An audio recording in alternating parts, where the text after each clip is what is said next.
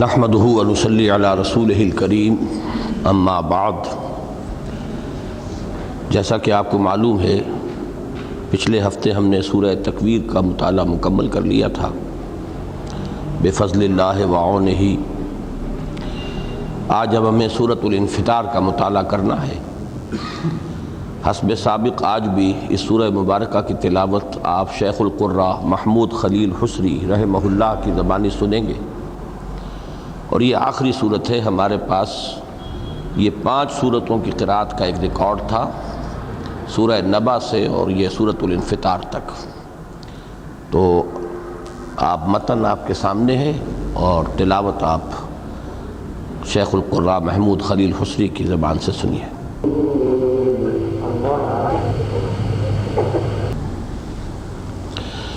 اعوذ باللہ من الشیطان الرجیم، بسم اللہ الرحمن الرحیم۔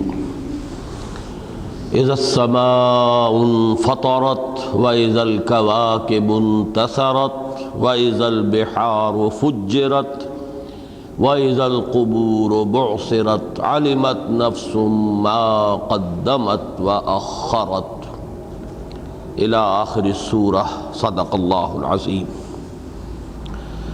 رب اشرح لي صدری ویسر لي امری واحلل عقدۃ من لسانی یفقہوا قولی۔ اللہم ربنا الہمنا رشدنا واعذنا من شرور انفسنا۔ اللہم ارنا الحق حقا وارزقنا اتباعہ وارنا الباطل باطلا وارزقنا اجتنابہ۔ اللہم ارحمنا بالقرآن العظیم واجعلہ لنا اماما ونورا وہدی ورحمہ۔ اللہم ذکرنا منہ ما نسینا وعلمنا منہ ما جہلنا وارزقنا تلاوتہ آناء اللیل وآناء النہار واجعلہ لنا حجتا یا رب العالمین، آمین۔ اس سے پہلے کہ ہم سورۃ الانفطار کا مطالعہ شروع کریں، مجھے پچھلے درس میں جو مجھ سے ایک سہو ہوا ہے میں چاہتا ہوں کہ اس کی تصحیح کر دوں اور وہ بھی ریکارڈ پر آ جائے۔ میں نے سورہ تکویر کے آخری حصے اور سورۃ النجم کے ابتدائی آیات کا جو تقابلی مطالعہ کرایا تھا، اس میں میری زبان سے یہ الفاظ نکل گئے کہ صاحبکم کا لفظ حضور صلی اللہ علیہ وسلم کے لیے صرف ان 2 مقامات پر آیا ہے۔ اصل میں تو تقابل کرانا چاہتا تھا کہ یہ 2 مقامات اس اعتبار سے بہت ممتاز ہیں، ممیز ہیں، نمایاں ہیں کہ دونوں میں مضمون ایک ہی ہے، یعنی سلسلہ وحی کی 2 کڑیاں، کہ پہلی کڑی حضرت جبرائیل علیہ السلام، دوسری کڑی حضرت محمد صلی اللہ علیہ وسلم۔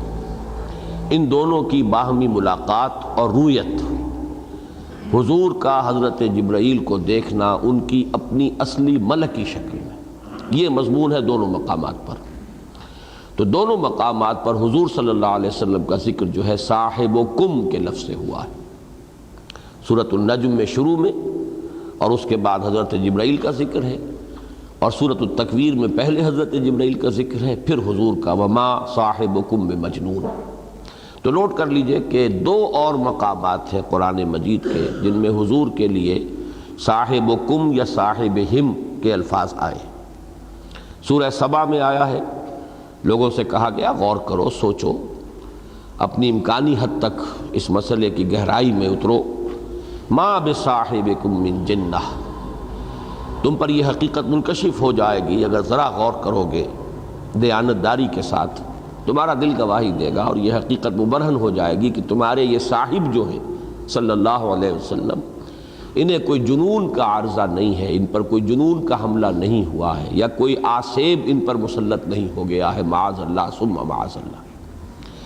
یہی مضمون آیا ہے سورۃ الاعراف میں، ما بصاحبہم من جنہ۔ فرق صرف یہ صاحبکم وہاں خطاب تھا براہ راست کفار مکہ سے، یہاں گویا کہ ان کا تذکرہ ہو رہا ہے صیغہ غائب میں۔ ما بصاحبہم من جنہ، یہ بالکل سامنے کی بات ہے، ان کو دیکھنا چاہیے کہ ان کے جو ساتھی ہیں یعنی محمد صلی اللہ علیہ وسلم، ان پر نہ کوئی جنون کا حملہ ہے، نہ ہی وہ آسیب زدہ۔ تو گویا کہ یہ کل 4 مقامات ہو گئے قرآن مجید میں کہ جہاں حضور صلی اللہ علیہ وسلم کا ذکر جو ہے 3 جگہ پر صاحبکم اور 1 جگہ پر صاحبہم کے نام سے۔ اب آئیے سورۃ الانفطار کی طرف۔ قرآن حکیم میں مکی اور مدنی صورتوں کے مجموعوں کے اعتبار سے جو 7 گروپ ہیں، آج پھر ذہن میں تازہ کر لیجئے کہ ہم ان 7 میں سے آخری اور 7ویں گروپ کا مطالعہ کر رہے ہیں، اور یہ گروپ تقریباً پورا کا پورا مکی صورتوں پر مشتمل ہے۔ اس میں مدنی صورتوں کا حصہ جو ہے نہ ہونے کے برابر، اور جو بھی ہیں ان میں بھی کچھ اختلاف ہے کہ آیا وہ مدنی ہے یا مکی ہے۔ یہ تو جب آخری حصے میں ہم پہنچیں گے تو پھر تفصیل سے مجھے گفتگو کرنی ہوگی۔ اور یہ در حقیقت وہی لفظ ریسیپروکل جو میں بار بار استعمال کیا کرتا ہوں، عکسی ترتیب۔ پہلے گروپ کا حال یہ ہے کہ اگرچہ وہ 6.25 پاروں پر مشتمل ہے، لیکن آپ کو معلوم ہے کہ اس میں مکی صورت چھوٹی سی ایک صورت ہے، حجم کے اعتبار سے، چاہے اپنے فضیلت کے اعتبار سے، مقام کے اعتبار سے وہ خود اپنی جگہ پر ایک قرآن ہے، مکمل قرآن۔ والقرآن وَلَقَدْ آتَيْنَاكَ سَبْعًا مِّنَ الْمَثَانِي وَالْقُرْآنَ الْعَظِيمِ، اس اعتبار سے۔ لیکن یہ کہ آیات 7 اور اس کے بعد 4 صورتیں جو ہے سورہ بقرہ، سورہ آل عمران، سورہ نساء، سورہ مائدہ، بڑی طویل ترین صورتیں قرآن حکیم کی، یہ 4 صورتیں مدنی ہیں۔ تو گویا کہ بالکل برعکس کیفیت جو ہے آخری گروپ میں ہے کہ سورۃ الملک سے لے کر مسلسل یہ صورتیں جو چل رہی ہیں مکیات ہیں، اور آخر میں چند صورتیں چھوٹی چھوٹی آئیں گی کہ جو مدنی ہیں۔ نہ صرف یہ گروپ بلکہ اس سے پہلا گروپ یہ جو ہے ان کے بارے میں بھی میں عرض کر چکا ہوں کہ ان دونوں گروپوں کا جو مرکزی مضمون ہے وہ انذار ہے، خبردار کرنا، قیامت کی خبر دینا، اور وہ لوگوں کو متنبہ کر دینا، وارن کر دینا۔ وہ گھڑی آ کر رہے گی، ان الساعۃ لآتیۃ، وہ آ کر رہے گی، وہ تو شدنی ہے، ہو کر رہے گی۔ لہذا ابھی سے ہوش میں آؤ اور اس کی فکر کرو کہ اس روز تمہیں کھڑے ہونا ہوگا اپنے رب کے حضور میں، جواب دہی کرنی ہوگی۔ انذار گویا کہ ان تمام صورتوں کا مرکزی مضمون ہے۔ پھر ان صورتوں میں سے شروع میں نے عرض کیا تھا کہ 6 صورتیں تو وہ ہیں کہ جو 3 کے سب گروپس پر مشتمل ہیں۔ ایک صورت ان میں منفرد مزاج کی ہے، سورۃ الملک منفرد ہے، لیکن اس کے بعد سورہ نون اور سورہ حاقہ، ان کے درمیان نسبت موجود ہے جوڑے ہونے کی۔ اس کے بعد سورہ معارج ہے اور سورہ نوح ہے، یہ جوڑوں کی شکل میں جوڑا ہے، لیکن یہ کہ سورۃ الجن بڑی منفرد صورت ہے اپنے مزاج کے اعتبار سے پورے قرآن حکیم۔ لیکن پھر سورہ مزمل سے جو سلسلہ شروع ہوا ہے تو آخر تک یہ جوڑوں پر مشتمل ہے، ان میں کہیں کوئی اب استثناء نہیں آئے گا۔ 2 صورتوں کے نہایت حسین جوڑے۔ البتہ کہیں کہیں ان میں 4 سوروں کی نسبت پیدا ہو گئی، 4 صورتوں کے گروپ ہیں کہ ان میں کوئی خصوصی امتیازی شان ہے، کوئی قدر مشترک ہے 4 صورتوں کے مابین۔ ایک تو 4 سورہ، یہ لفظ سب سے پہلے میرے ذہن میں جو آیا تھا وہ تو آگے آئے گا انشاءاللہ، سورۃ الشمس، سورۃ اللیل، سورۃ الضحیٰ، سورۃ الانشراح، یہ لفظ سب سے پہلے ان صورتوں کے ضمن میں میرے ذہن میں آیا، ورنہ عام طور پر 5 سورات کا لفظ تو چلتا ہے ہمارے ہاں، لیکن یہ 4 سورہ نور و ظلمت، اس موضوع پر میں نے ایک مضمون لکھنا بھی شروع کیا تھا، جیسے کہ میں شاید بتا بھی چکا ہوں۔ اسی طرح کا ایک 4 سورہ یہ ہے، اور اس کی میں نے پچھلی مرتبہ میں نے یہ بات آپ سے عرض کی تھی کہ سورہ تکویر، سورۃ الانفطار، پھر سورۃ المطففین، پھر سورۃ الانشقاق، یہ 4 جو ہے ایک سب گروپ ہے ان میں۔ خاص طور پر یہ کہ ان میں سے جو 2 جوڑے بنتے ہیں تو دونوں جوڑوں کی جو دوسری صورتیں ہیں، پہلے جوڑے کی دوسری صورت سورۃ الانفطار جو آج پڑھنے چلے ہیں، اگلے جوڑے کی دوسری صورت آئے گی سورۃ الانشقاق، ان میں تو بڑی گہری مشابہت ہے۔ لیکن ایک بات نوٹ کیجئے، یہ اصل میں آج میں جب دیکھ رہا تھا آج کے درس کے لیے تو یہ میری نگاہ سے گزری ایک حدیث جو مولانا مودودی نے اپنی تفہیم میں وہ اس کو روایت اس کو نقل کیا ہے، اور اس سے میرے اس خیال کی بڑی تائید ہوئی اور مجھے اس سے خوشی ہوئی۔ یہ حدیث آپ بھی نوٹ کر لیں کہ یہ مسند احمد میں بھی ہے اور جامع ترمذی میں بھی ہے اور بھی بعض دوسری کتابوں میں، اور یہ حدیث موجود ہے، اگرچہ صحیحین میں نہیں ہے، یعنی صحیحین کے بعد مسند احمد اور ترمذی اس کا بھی بڑا اونچا مقام ہے۔ راوی ہیں حضرت عبداللہ ابن عمر رضی اللہ تعالی عنہما۔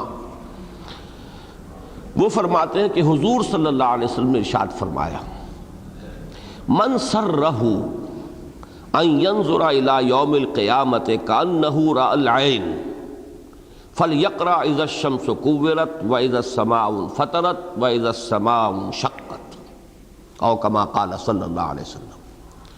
ترجمہ یہ ہے کہ جس شخص کو بھی اس کی خواہش ہو، جسے اس سے خوشی محسوس ہو کہ وہ قیامت کے دن کو اپنی آنکھوں سے ایسے دیکھے گویا کہ واقعتاً بچشم سر دیکھ رہا ہے، تو اسے چاہیے کہ اذا الشمس کورت یعنی سورہ تکویر، اور اذا السماء انفطرت یعنی یہ سورۃ الانفطار، اور اذا السماء انشقت جو سورۃ الانشقاق آئے گی اگلے جوڑے کی دوسری صورت، ان تین کا آپ نے تذکرہ فرمایا کہ ان تین صورتوں کو پڑھ لیا کرے۔ تو اگر وہ واقعتاً حضور قلب کے ساتھ ان تین صورتوں کو پڑھے گا تو وہ قیامت کا نقشہ اس کے سامنے بالکل اس طرح آ جائے گا جیسے کہ وہ اپنے چشم سر سے دیکھ رہا۔ اب اس میں بھی وہی قدر مشترک ہے کہ جس کی طرف میری توجہ ہوئی اور اسی کی گویا کہ نشاندہی محمد الرسول اللہ صلی اللہ علیہ وسلم نے فرمائی، اور بہت ہی میں سمجھتا ہوں کہ بڑے جامع الفاظ میں۔ اس میں جو تیسری صورت ہے سورۃ المطففین، اس کا کیا مقام ہے یہ انشاءاللہ اب اگلے ہفتے درس ہوگا تو میں اس پر تفصیل سے گفتگو کروں گا۔ جہاں تک یہ جو دو صورتیں ہیں اور ان کے مابین جو صورت زوجیت ہے، نسبت زوجیت جس کا میں تذکرہ کرتا ہوں، جوڑے ہونے کی نسبت، سورۃ التکویر میں 12 مرتبہ آیا ہے اذا، جب ایسا ہو جائے، جب ایسا ہو جائے، جب ایسا ہو جائے، جب ایسا ہو جائے، 12 مرتبہ۔ آیتیں 13 ہیں، اس لیے کہ وَإِذَا الْمَوْءُودَةُ سُئِلَتْ بِأَيِّ ذَنبٍ قُتِلَتْ، چونکہ وہاں ایک اضافی آیت آ گئی ہے اذا کے بغیر، تو پہلی 13 آیات میں 12 مرتبہ اذا آیا، اور گویا کہ جواب اس کا آیا عَلِمَتْ نَفْسٌ مَّا أَحْضَرَتْ، اس وقت جان لے گی ہر جان کہ اس نے کیا حاضر کیا ہے، کیا لے کر آیا ہے، اس لیے کہ جو بھی اس وقت سامنے آئے گا وہ اس کا اپنا حاضر کردہ ہوگا، اس کے اپنے اعمال ہوں گے، اس کے اپنے افعال ہوں گے۔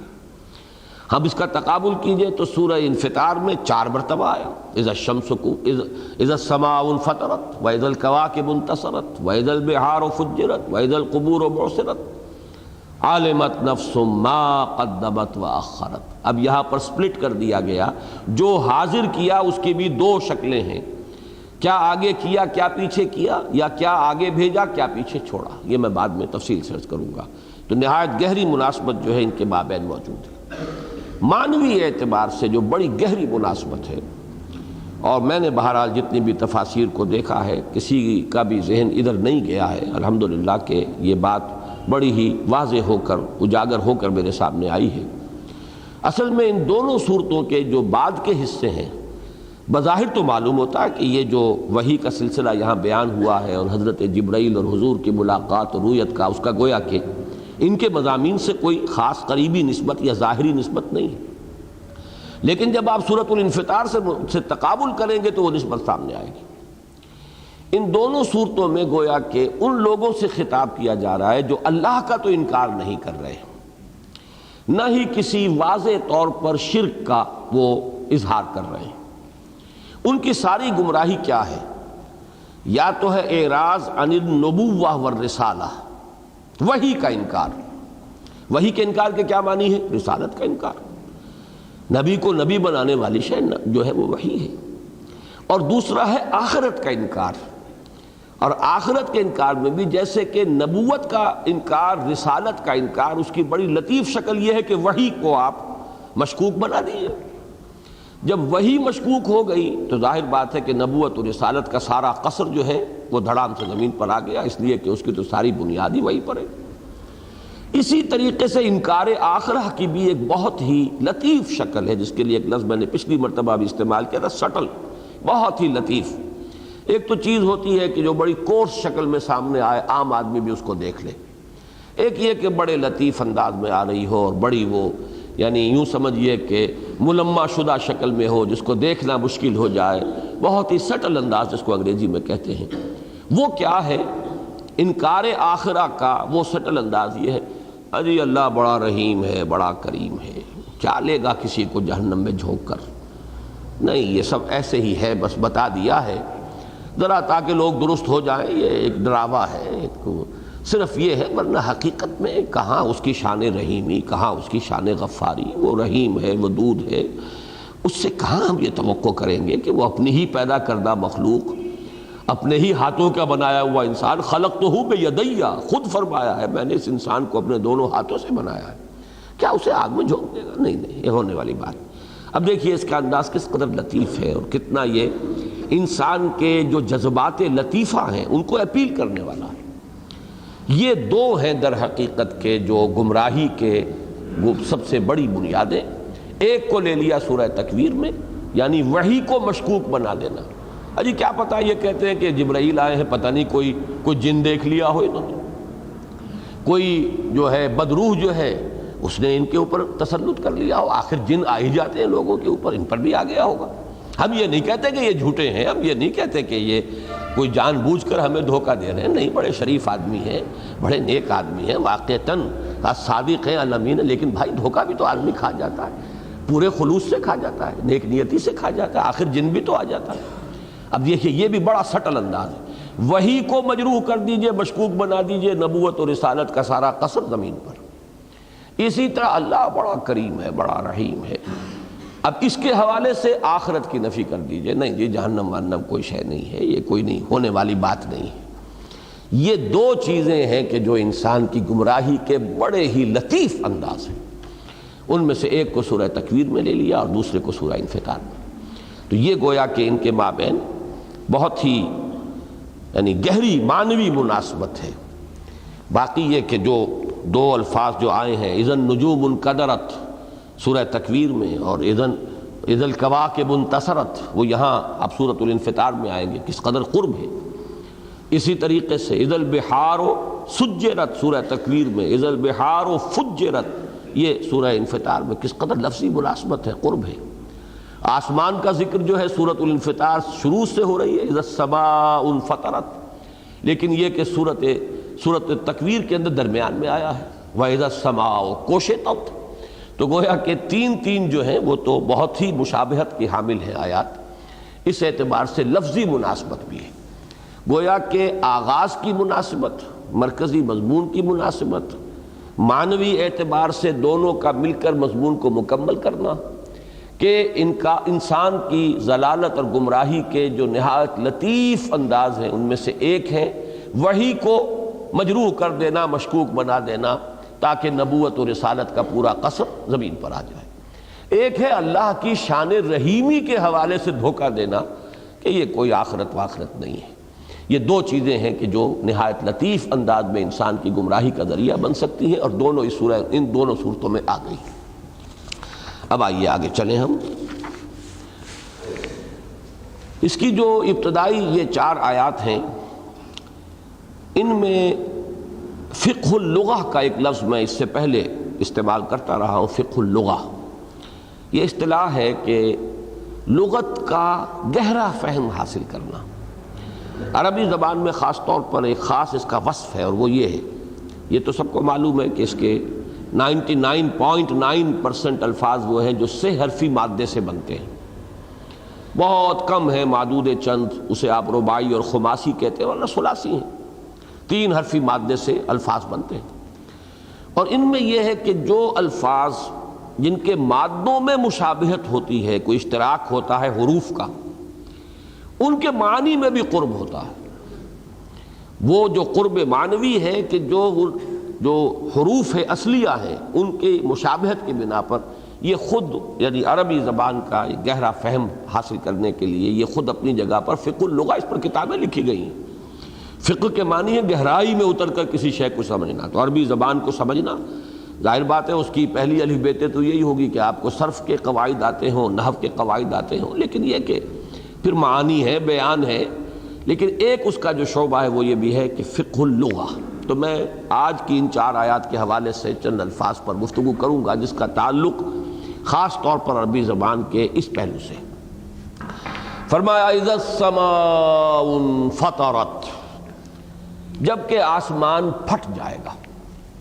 اب یہ انفطار کا لفظ بنا ہے، اس کا مادہ ہے فاطرہ، فطر، اس کے معنی ہے توڑ دینا، پھاڑ دینا۔ روزہ افطار کر لیا، اچھا اب اسی کے قریب فطر ہے تے کے ساتھ، اور اس فطر کے معنی میں بھی رکھنا، کوئی سلسلہ جاری تھا، درمیان میں ٹوٹ گیا، کوئی سلسلہ ٹوٹا ہوا ہوگا فترت وحی۔ فترت وحی جو ہے سب سے بڑی، وہ تو حضرت عیسیٰ اور حضور صلی اللہ علیہ وسلم کے مابین جو 6 صدیاں بیتی ہیں کہ وحی کا سلسلہ بن رہا۔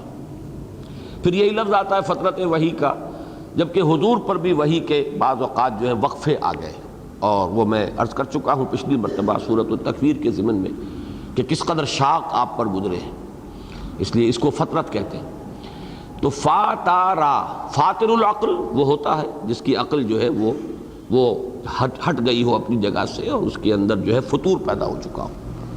تو یہ فطر جو ہے انفطار، پھٹ جانا۔ اذا السماء انفطرت، جب کہ آسمان پھٹ جائے گا۔ واذا الکواکب انتصرت، اور جب کہ ستارے بکھر جائیں گے۔ اب یہاں نوٹ کیجئے لفظ نثر، نثر اور نظم کا تقابل کیجئے۔ نظم کسے کہتے ہیں؟ ہے تو وہی الفاظ، لیکن اگر وہ ایک نظم کے ساتھ ہیں، اس میں ایک حساب کتاب ہے، وزن ہے، یہ مصرع اور یہ مصرع، اس کا ایک ردم ہے، بحر ہے، یہ تمام چیزیں جو ہیں اگر ہیں اپنی جگہ پر، چاروں کھوٹیں ٹھیک جگہ ہے، تو وہ نظم کہلائے گی۔ گویا کہ وہ منظم عبارت ہے، وہاں قواعد، قوافی، بحر، ان سب کا جو ہے حساب رکھ کر، پھر یہ کہ دونوں مصرے جو ہیں برابر وزن کے اندر، تو یہ ہے نظم۔ اور نثر کیا ہے؟ وہی الفاظ ہیں لیکن ان میں کوئی نظم نہیں ہے، گویا کہ بکھرے ہوئے جیسے دانے آپ نے لیے بکھیر دیے، یہ نثر ہے۔ پھر نوٹ کیجئے، ایک تو نظم اور نثر کا تقابل ہو گیا، اور یہ الفاظ چونکہ اردو میں مستعمل ہے اس لیے ان کو تو سمجھنا کوئی مشکل نہیں ہے۔ ایک اور لفظ کا اس کا ساتھ تقابل کیجئے، نشر، نون شین رے۔ نثر اور نشر میں لکھنے میں صرف ایک شوشے کا فرق آئے گا، ورنہ وہی نون کا ایک نقطہ اور سا یا شین کے 3 نقطے اوپر نظر آئیں گے، آگے راہ ہے، تو ایک شوشہ آئے گا صرف، اور وہ اکثر و بیشتر تو لکھنے میں وہ شوشوں کی آج کل جو ہے خاص رعایت کی نہیں جاتی۔ نشر کے معنی بھی پھیلا دینا، بکھیر دینا۔ انتشار کے کیا معنی ہے؟ انتشار کے معنی منتشر ہو گئے، فانتشروا فی الارض، بکھر جاؤ زمین میں، تم جا سکتے ہو۔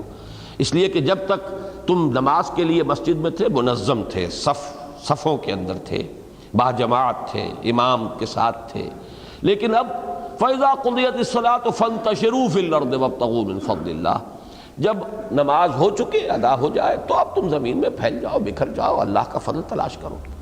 تو نثر اور نشر کس قدر قریب کے الفاظ ہیں۔ اذا الکواکب انتصرت، اس کا تقابل اس سے بھی کر لیجئے کہ پچھلی صورت میں آیا تھا وَإِذَا النُّجُومُ انْكَدَرَتْ، اور قدر کے بھی دونوں معنی بتائے گئے تھے، ایک دھندلا جانا اور ایک ان کا ٹوٹ جانا اور بکھر جانا۔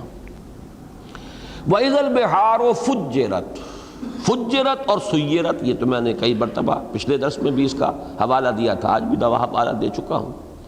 سجرت اور فجرت، سجرت کے معنی ہے کہ جیسے کوئی دیگ کے نیچے اگر بھٹی دہک رہی ہو تو پانی ابل رہا ہے، کھول رہا ہے، اور کھولتا ہوا پانی باہر نکلتا ہے۔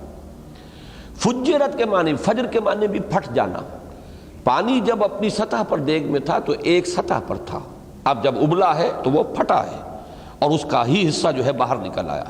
تو سمندر جب ابلے گا، اور یہ میں پچھلی مرتبہ توجیہ کر چکا ہوں کہ مجھے ایسا محسوس ہوتا ہے، واللہ عالم، یہ باتیں بہرحال یہ متشابہات کے نوعیت کی ہیں، میں تیقن کے ساتھ نہیں کہا جا سکتا، لیکن یہ کہ ان 3 صورتوں کا اگر تقابل کیا جائے، اذا البحار و سجرت، اذا البحار و فجرت، اور اگلی صورت کے اندر جا کر جو ہے وہ مضمون اور نکھر کر آ جائے گا۔ صورت کیا ہے؟ معلوم ہوتا ہے کہ زمین کو گویا کہ کھینچ دیا جائے گا، اذا الارض مدت والقت ما فیہا وتخلت، کھینچا جائے گا، تو اس کے اندر جو کچھ ہے باہر نکل آئے گا۔ اس کے اندر جو ہے وہ انسان بھی مدفون ہے، اور اس کے اندر وہ آگ بھی ہے، اس کے اپنے اندر وہ آگ موجود ہے، اور وہ آگ جو ہے وہ ظاہر ہو جائے گی، گویا کہ اطراف کے اندر زمین اور درمیان میں وہ جہنم کا گڑھا جو ہے وہ سامنے آ جائے گا۔ اس سے معلوم ہوتا ہے، اور پھر یہ کہ سمندر کے نیچے جب ابتداً جب یہ کھینچا جا رہا ہوگا اور سمندر کے قریب آ جائے گی سطح کے وہ آگ، تو وہ تو بالکل وہی شکل ہو گئی جیسے کہ ایک بہت بڑے الاؤ کے اوپر ایک بڑا سا دیگچا نہیں، کڑھاؤ رکھا ہوا ہے، اس میں پانی ہے، وہ تو ابلے گا پھر۔ تو یہ تمام چیزیں جو ہیں بڑی آسانی سے یہ ہمارے ذہن کی گرفت میں آ سکتی ہیں کہ ابھی تو یہ ہے کہ سمندر کے اور وہ زمین کا کور جو ہے جس میں وہ آگ ہے اس میں کافی فاصلہ ہے، لہٰذا وہ اس کا اثر وہاں تک نہیں پہنچ رہا۔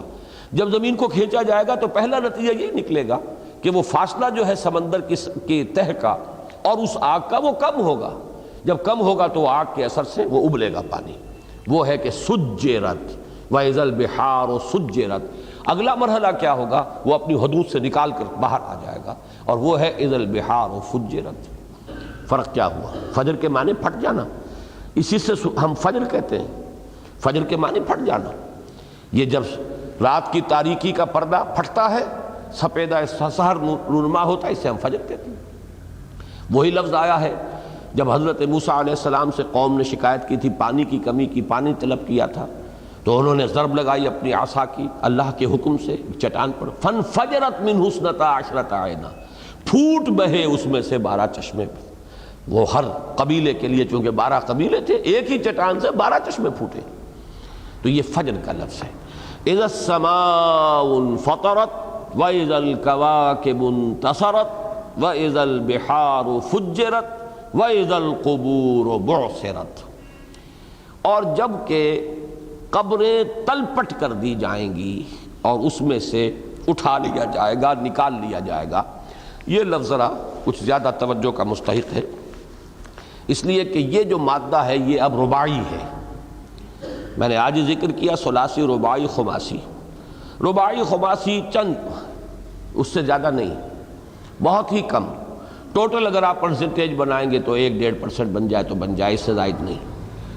ان میں سے یہ لفظ بھی آیا ہے، با عین سا را، یہ چاروں حروف اصلی ہیں، اور یہ لفظ قرآن مجید میں 2 مرتبہ آیا، ایک تو یہاں آ گیا وَإِذَا الْقُبُورُ بُعْثِرَتْ، ایک یہ سورۃ العادیات میں آگے چل کر آئے گا، افلا یعلم اذا بعثر ما فی القبور وحصل ما فی الصدور ان ربهم بهم یومئذ لخبیر۔ سورۃ العادیات کا اختتام ان 3 آیات پر ہوتا ہے۔ اس بعثرہ کے لفظ کی حقیقت کیا ہے؟ ایک رائے تو یہ ہے کہ یہ اصلاً رباعی ہے، یہ تمام حروف اس کے اسی طریقے سے اصلی ہیں، اور یہ مرکب نہیں ہے بلکہ مفرد ہے، اور اس کے معنی ہی یہ ہے کسی شے کو تلپٹ کر دینا، نیچے کی چیز اوپر آ جائے، تلپٹ اسی کو کہتے ہیں۔ لیکن یہ کہ ایک یہ رائے ہے، اور نحویین کے ہاں یہ رائے بڑی قوی ہے، کہ اصل میں یہ خماسی اور رباعی الفاظ جو ہیں یہ بھی ثلاثی ہی سے بنتے ہیں، کوئی ایک لفظ کا اضافہ ہو جاتا ہے، جیسے زلزلہ۔ اب اس میں زا لام، ظاہر بات ہے کہ یہ حروف اصلی ہیں، ان میں کوئی اضافی حرف نہیں ہے، لیکن یہ رائے یہ ہے کہ یہ اصل میں زلہ ہی ہے۔ زا لام یہ مادہ آتا ہے پھسلنے کے لیے، کسی چیز کے جو ہے وہ اپنی جگہ سے ہٹ جانے کے لیے، تو زلزلہ ایک کیفیت پیدا کرنے کے لیے اسی میں ایک لفظ کا اضافہ کر دیا گیا، ورنہ اصل میں جو حروف اصلی ہیں وہ زلہ، زے لام ہی۔ ایک یہ رائے بھی ہے کہ بعض جگہ پر 2 حروف کو جوڑ کر ایک حرف بنا دیا جاتا ہے، جیسے بسملہ۔ جب ہم کہتے ہیں بسم اللہ الرحمن الرحیم، بسم اللہ جب کہا تو اب اس کو کہا جاتا ہے بسملہ۔ بسملہ بے اسم تو پورا آ گیا اس میں، اور اللہ کا صرف لام لے لیا گیا اور اس سے ایک لفظ بنا دیا گیا، جو گویا کہ ویسے تو رباعی نظر آ رہا ہے، بے سین میم لام، لیکن حقیقت میں یہ اصل میں تو جو 2 الفاظ ہیں ان میں سے ایک کا صرف ایک گویا کہ ٹوکن لے لیا گیا ہے لام، اور باقی دوسرا لفظ جو ہے وہ پورا کا پورا موجود ہے، بسم اللہ، اللہ میں صرف لام، بسملہ یہ لفظ بن گیا۔ اسی طریقے سے یہ بنا ہے بعثرہ۔ بعثرہ میں باس پورا ہے، اور را جو ہے یہ اسیرہ کا ہے۔ بعثرہ، بعثہ و اسیرہ، اٹھایا گیا اور پھر کسی چیز کو اٹھا لینا اور اس میں سے کوئی چیز نکال لینا، یہ ہے۔ تسیر الارض کا لفظ آیا ہے سورہ بقرہ میں، جب ہل چلاتا ہے کوئی جانور یا انسان پیچھے ہے تو وہ جو اس کی نوک ہے وہ زمین کو تلپٹ کرتی ہے، اٹھاتی ہے، اور پھر یہ کہ اس میں کوئی چیز نکالتی ہے۔ یہ جو کیفیت ہے تو در حقیقت یہ بعثہ و اسیرہ، بعثہ پورا آ گیا، بعثرت، اور اسیرہ میں سے صرف را لے لی گئی۔ بہرحال یہ تو اس کی ہوئی شرح، باقی جو اس کے اصل معنی ہے وہ یہ ہے زمین کا تلپٹ ہو جانا، اندر سے جو کچھ ہے وہ باہر نکل کر سامنے آ جانا۔ اس کے معنی میں وَإِذَا الْقُبُورُ بُعْثِرَتْ، جبکہ زمینیں جبکہ قبریں تلپٹ کر دی جائیں گی اور جو اس میں مردہ دفن ہیں موجود ہیں وہ اس میں سے نکال لیے جائیں گے۔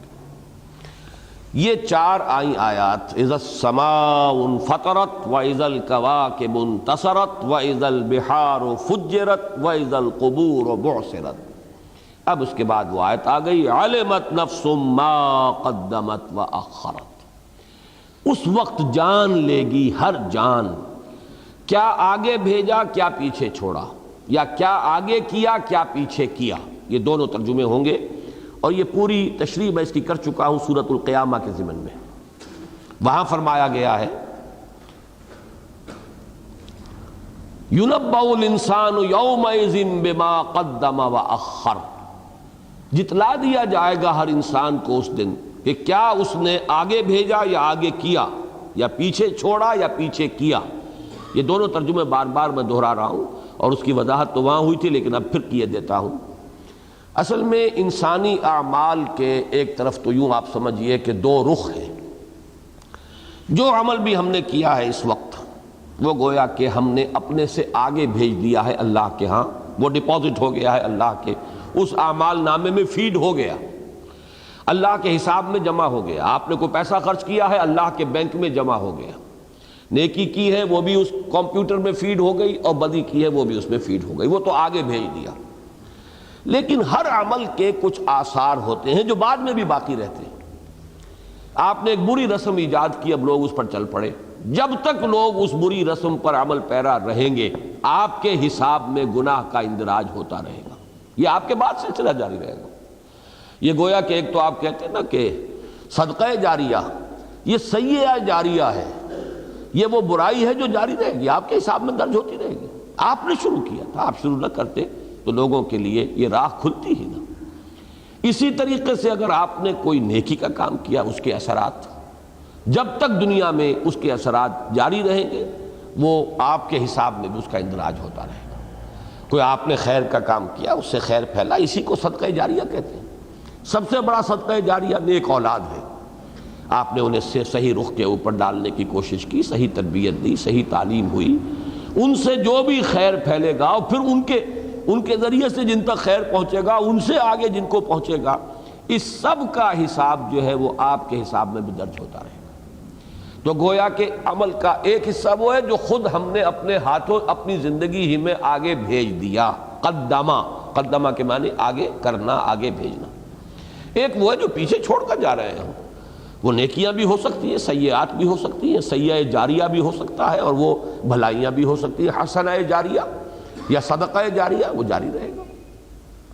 ایک اس کا مفہوم اور ہے، اور وہ مفہوم یہ ہے کہ ہر معاملے میں انسان ایک دوراہے پر کھڑا ہوتا ہے اور اسے یہ فیصلہ کرنا ہوتا ہے میں کس شے کو مقدم رکھوں، کس کو مؤخر رکھوں۔ بحیثیت مجموعی تو ہم فیصلہ جو اس دنیا میں کرتے ہیں اور ہر شخص اپنے گریبان میں جھانکے صرف معلومات میں اضافے کے لیے قرآن مجید کا پڑھنا یا سننا جو ہے وہ کوئی اچھی بات نہیں ہے۔ دروں بینی ساتھ ساتھ ہونی چاہیے، اپنے من میں جھانک کر آدمی دیکھے میں کہاں کھڑا ہوں۔ من کیم در یوم دین، بڑا پیارا شعر ہے، جان جملہ علم ہائی نستوئیں تابع دانی من کیم در یوم دین۔ تمام علم کا خلاصہ لب لباب، پورے علم کی جان یہ ہے کہ تمہیں یہ معلوم ہو، تم یہ سوچو غور کرو کہ قیامت کے دن میں کہاں کھڑا ہوں گا، کدھر ہوں گا، اصحاب الیمین میں ہوں گا کہ اصحاب الشمال میں ہوں گا۔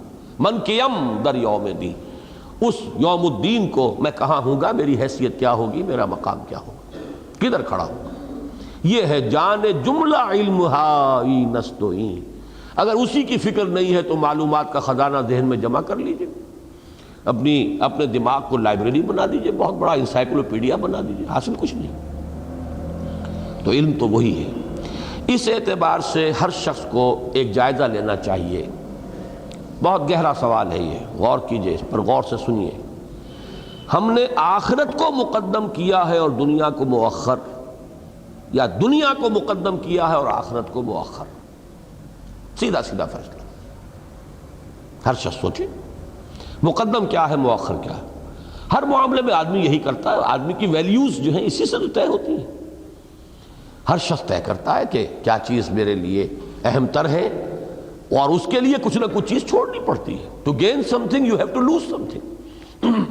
اب میں کیا میں برداشت کروں، چھوڑنا، ہاتھ سے دینا، اور گین کس شے کو سمجھوں کہ یہ نفع ہے، یہ ہے سارا کا جو میرے ایٹیٹیوڈ کو معین کرے گا۔ اسی کو قرآن مجید لفظ ایثار سے بھی تعبیر کرتا ہے، بل تؤثرون الحیات الدنیا والآخرۃ خیر وابقیٰ، تم دنیا کی زندگی کو ترجیح دیتے ہو حالانکہ آخرت بہتر ہے اور باقی رہنے والی۔ تو ہم نے دنیا کو مقدم کیا ہے۔ يُنَبَّأُ الْإِنسَانُ يَوْمَئِذٍ بِمَا قَدَّمَ وَأَخَّرَ، اپنے آپ کو دھوکہ دے بات اور ہے، لیکن اس دن بتا دیا جائے گا انسان کو، حقیقت منکشف ہو جائے گی کہ واقعتاً تم نے دنیا کو مقدم کیا تھا یا آخرت کو کیا تھا۔ تو دو معنی ہو گئے اس کے، اور اس میں جیسا کہ میں نے عرض کیا، ایک تو ہے یہ بحیثیت مجموعی یہ فیصلہ کر لینا، ایک یہ کہ ہر مرحلے میں بات آئے گی، یہ شے ہے، نفع تو ہے لیکن ہے حرام، یہ مال مل تو رہا ہے مشکوک، کس چیز کو میں نے مقدم سمجھا، کس کو مؤخر سمجھا، اللہ کا حکم سامنے رکھوں یا اپنے من کی چاہت، اپنے نفس کی مرضی، اپنے نفس کی خواہش کو مقدم رکھوں، کوئی ایک شے آگے ہوگی دوسری پیچھے ہو جائے گی۔ تو اس دن گویا کہ بتلا دیا جائے گا، اور اس دن وہاں فرمایا يُنَبَّأُ الْإِنسَانُ يَوْمَئِذٍ بِمَا قَدَّمَ وَأَخَّرَ، یہاں فرمایا عَلِمَتْ نَفْسٌ مَا قَدَّمَتْ وَأَخَّرَتْ، اس روز جان لے گی جب آسمان پھٹ جائے گا، جب ستارے جھڑ جائیں گے، منتشر ہو جائیں گے، جب سمندر ابل رہے ہوں گے اور اپنی حدوں سے باہر نکل آئیں گے، چھلک رہے ہوں گے اپنی حدوں سے، اور جب کہ قبریں جو ہیں ان کو تلپٹ کر دیا جائے گا، جبکہ ان کے اندر سے نکال لیا جائے گا جو کچھ اس میں پوشیدہ ہے، اس دن جان لے گی ہر جان کے اس نے کیا آگے بھیجا، کیا پیچھے چھوڑا، یا کیا آگے کیا اور کس شے کو مؤخر رکھا، کس کو مقدم سمجھا، کس کو مؤخر سمجھا۔ اب آ رہا ہے اہم ترین مضمون جو اس سورہ مبارکہ کا ہے، یا ایھا الانسان ما غرک بربک الکریم، اے انسان تجھے کس شے نے دھوکہ دیا ہے ساتھ اپنے رب کریم کے۔ میں ابھی لفظی ترجمہ کر رہا ہوں، اور ماں ویسے آتا ہے غیر ذوی العقول کے لیے، لیکن کبھی کبھی یہ ذوی العقول کے لیے بھی آ جاتا ہے، تو ماں گویا کہ من کا قائم مقام بھی ہو سکتا ہے، اس لیے کہ ابھی آگے چلیں گے ہم سورۃ الشمس میں وہ جو ماں بار بار آتا ہے، وہ وما طحاہا والارض وما طحاہا ونفس وما سواہا، وہاں بہت سے مفسرین کی رائے یہ ہے کہ ماں اگرچہ وہاں پر آیا ہے جو کہ عام طور پر غیر ذوی العقول کے لیے ہوتا ہے، لیکن مراد ہے من، اور اس میں اشارہ ہے ذات باری تعالیٰ کی طرف، لیکن یہ کہ بہرحال یہ دونوں رائیں ذہن میں رکھ لیجئے فی الحال۔ اے انسان، کس ہستی نے یا کس شے نے، ماں ترجمے ہو گئے، غرّاکا دھوکہ دیا، بے ربک الکریم ساتھ اپنے رب کریم کے جو بہت کریم ہے، کرم کرنے والا ہے، بہت رحیم ہے، بہت ودود ہے۔ یہ نوٹ کر لیجئے کہ یہ لفظ کریم جو ہے عربی زبان میں، یہ تمام جو اچھے صفات ہیں ان کی کریم یہ ہے، تمام الفاظ کو جمع کر لیجئے تو یہ لفظ جو ہے سب سے زیادہ لفظ کریم ابن و کریم، اگر کسی کو کہہ دیا تو گویا کہ جتنی خوشامد کر سکتا تھا انسان اس نے کر دی۔ یہ لفظ استعمال کیے تھے اس کافر نے حضور صلی اللہ علیہ وسلم سے مخاطب ہو کر۔ وہ واقعہ بہت اہم ہے اور دلچسپ ہے، بہت سے حضرات کے علم میں شاید پہلے نہ ہو کہ ایک سفر کے دوران جب دوپہر کا قیام ہوتا تھا تو منتشر ہو جاتے تھے لوگ، کوئی ایک جھاڑی ہے اس میں سایہ اتنا ہی ہے کہ کوئی ایک شخص اس کے اندر تھوڑی دیر آرام کر لے، اب ذرا فاصلے پر دوسری کوئی جھاڑی ہے یا کوئی کیکر کا درخت ہے، کوئی وہاں پر ایک دو آدمی ہیں، تو حضور تنہا رہ گئے تھے ایک کیکر کے درخت کے نیچے، تو آپ کے آس پاس کوئی مسلمان نہیں تھا، آپ نے اپنی تلوار جو ہے کیکر کی اس درخت کی ایک شاخ کے ساتھ ٹانگ دی اور لیٹ گئے، استراحت فرما رہے، سو گئے۔ ایک کافر کا، دشمن کا وہاں سے گزر ہوا، اسے موقع مل گیا، اس سے زیادہ سنہری موقع کیا ہوگا؟ ساری کل جو ہے میں ختم کر دوں آج ایک ہی وار میں۔ نہتہ انسان ہے، زمین پر لیٹا ہوا ہے، تلوار جو ہے لٹکی ہوئی ہے، تلوار حضور ہی کی اس نے کھینچی سونتی اور اس سے حضور کی آنکھ کھلی۔ اب آپ تصور کیجئے حضور لیٹے ہوئے ہیں زمین پر، تنہا ہے، کوئی آس پاس نہیں ہے، اس نے تلوار کھینچ کر کہا اے محمد صلی اللہ علیہ وسلم اب بتاؤ تمہیں مجھ سے کون بچائے گا، کون بچا سکتا ہے؟ حضور کا وہ جو ایمان کامل کہیے، آپ نے فرمایا اللہ بھی بچا سکتا ہے چاہے کچھ بھی ہو، قدرت کاملہ تو اس کی ہے، یہ سارے اسباب جو ہیں وہ اس کے محتاج ہیں، وہ اسباب کا محتاج نہیں ہے۔ اس یقین کا جو ہے کچھ ایسا اس پر اثر ہوا، اتنی دہشت بیٹھی کہ کانپ گیا اور تلوار ہاتھ سے گر گئی۔ اب حضور نے تلوار لی کہ اب تم بچاؤ، تمہارے خیال میں تمہارے لیے اب بچت کہاں سے ہے؟ ہاتھ جوڑ دیے، کریم ابن کریم، آپ تو بڑے کریم انسان ہیں، کریم النفس، اور ایک کریم النفس انسان کے بیٹے ہیں۔ گویا کہ کل لجاجت اور کل جو ہو سکتی تھی خوشامد وہ ان دو الفاظ میں آ گئی، کریم ابن کریم۔ خیر حضور نے فرمایا ٹھیک ہے میں تمہاری جان بخشی کرتا ہوں، ایک وعدہ کرو آئندہ مسلمانوں کے خلاف کسی جنگ میں شریک نہ ہونا۔ اس نے کہا ٹھیک ہے میں عہد کرتا ہوں۔ پھر جب یہ گیا ہے اپنے لوگوں کے پاس تو اس نے جا کر کہا، اب اس نے اس لفظ کریم کا جو افعل التفضیل کا صیغہ وہ استعمال کیا، جئتکم من اکرم الناس، لوگوں میں اس وقت تمہارے پاس جو آیا ہوں تو کریم ترین انسان جو ہو سکتا ہے اس کے پاس سے آ رہا ہوں اس وقت، جو شریف ترین۔ اب شریف اور تمام الفاظ جمع کر لیں تو وہ لفظ کریم بنے گا۔ تو ما غرک بربک الکریم، کس چیز نے یا کس شے نے یا کس ہستی نے تجھے دھوکے میں مبتلا کیا ہے؟ اور وہ دھوکہ جو ہے وہ دیا بھی ہے رب کے نام پر، رب کے حوالے سے، ساتھ تیرے رب کریم کے کسی شے نے تجھے دھوکے میں ڈال دیا ہے۔ یہ ہے وہ مرکزی مضمون جس کے حوالے سے میں ذرا آج بہت سی باتیں جو منتشر طور پر کبھی جو ہے باقی چیزوں کو جمع کرنے کی بھی میں نے کوشش کی ہے، لیکن آج چاہتا ہوں کہ یہ انکار آخرت کی جو مختلف صورتیں ہیں، چونکہ میں کہہ رہا ہوں یہ سب سے زیادہ سٹل انداز ہے انکار آخرت کا، سب سے زیادہ لطیف، لہذا ذرا وہ باقی صورتیں جو ہیں انکار آخرت کی ان کو بھی دوبارہ ذہن میں تازہ کر لیں۔ انکار آخرت کی پہلی شکل ہے صاف انکار، جس کو آپ پنجابی میں کہیں گے چٹا انکار، بالکل انکار، کوئی آخرت واخرت نہیں۔ اس کے بھی دو حصے ہیں، ایک تو یہ کہ وہ ایسی ناقابل یقین شے ہے، بلکہ یہ کہ ناقابل ذکر شے ہے، کسی دلیل کی بھی حاجت نہیں، کوئی آخرت نہیں ہے، جس کو آپ کہتے ہیں کیٹیگوریکل ڈینائل۔ وہ تو یہ ہے کہ جو میں اب 3 آیات آپ کو سنا رہا ہوں، سورۃ الانعام، سورۃ المومنون، سورۃ الجاثیہ میں، وَقَالُوا إِنْ هِيَ إِلَّا حَيَاتُنَا الدُّنْيَا وَمَا نَحْنُ بِمَبْعُوثِينَ، اور وہ کہتے ہیں کہ نہیں ہے مگر ہماری یہی دنیا کی زندگی، اب ہرگز نہیں اٹھائے جائیں گے، بس یہی زندگی اور کوئی زندگی نہیں۔ صاحب یہ ڈھکوسلا ہے، خام خواہ کی دھونس ہے جو ہم پر جمائی جا رہی ہے۔ سورہ مومنون میں فرمایا ان ہی الا حیاتنا الدنیا نموت ونحیا وما نحن بمبعوثین، نہیں ہے سوائے دنیا کی زندگی کے کوئی اور زندگی، ہم خود جیتے ہیں خود مرتے ہیں اور دوبارہ اٹھائے جانے کا کوئی امکان نہیں۔ یہی بات فرمائی ہے، اور یہ اس موضوع پر سب سے زیادہ گمبھیر آیت ہے۔ وقالوا وما هي الا حیاتنا الدنیا نموت ونحیا وما یہلکنا الا الدہر، نہیں ہے کوئی زندگی سوائے اس دنیا کی زندگی کے۔ سورہ جاثیہ کی آیت ہے یہ، ہم خود ہی جیتے ہیں خود ہی مرتے ہیں، اور ہمیں ہلاک کرنے والی بھی کوئی ہستی نہیں ہے کہ اللہ موت وارد کرے گا، وہ دہر ہے بس۔ یہ دہر جو ہے گردش فلک ہے، یہ دہر ہے، یہ زمانہ ہے، بس یہی ہے، اسی کی گردش سے کچھ ظاہر ہو جاتا ہے کچھ مٹ جاتا ہے، باقی یہ کہ کوئی اور، اس میں تو گویا کہ اللہ کا بھی انکار اور آخرت کا بھی انکار۔ تو یہ تو اس چٹے انکار اور صاف انکار کی پہلی شکل ہے۔ صاف انکار کی دوسری شکل یہ ہے کہ یہ ناممکن ہے، استبعاد،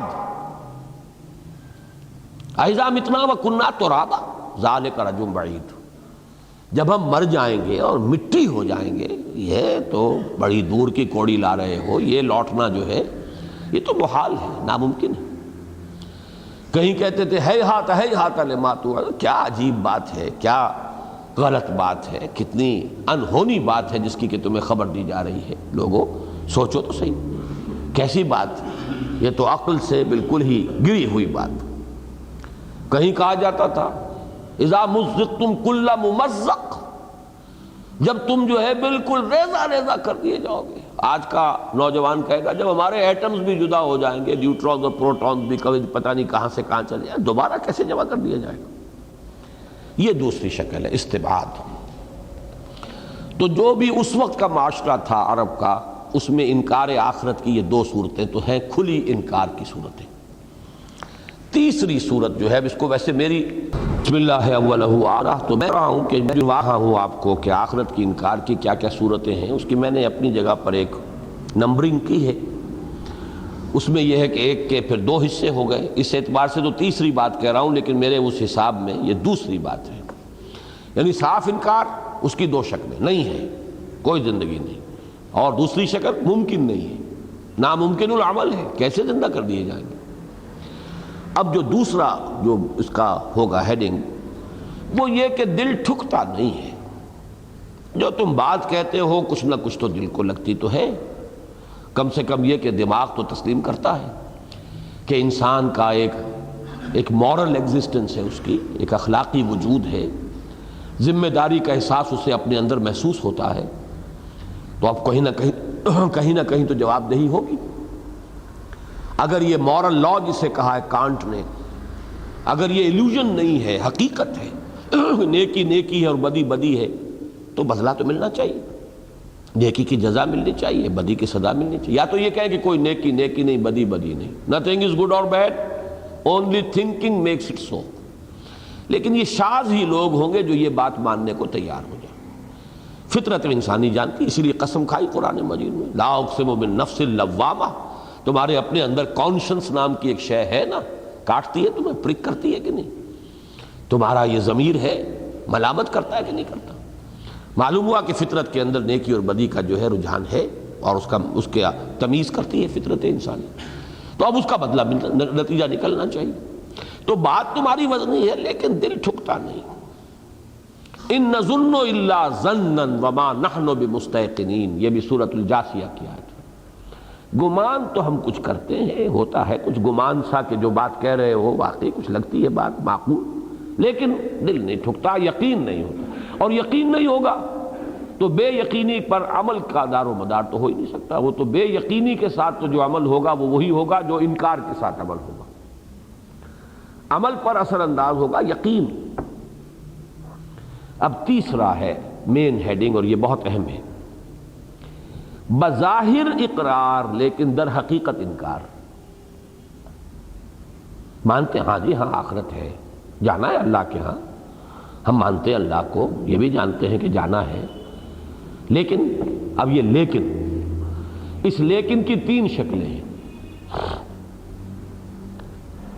نمبر ایک، بلکہ اس کی بھی دو بڑی شکلیں کیجئے۔ نمبر ایک، شفاعت باطلہ ہے، جزا و سزا ہے، جنت دوزخ ہے، ٹھیک ہے، لیکن ہمارے سفارشی موجود ہیں۔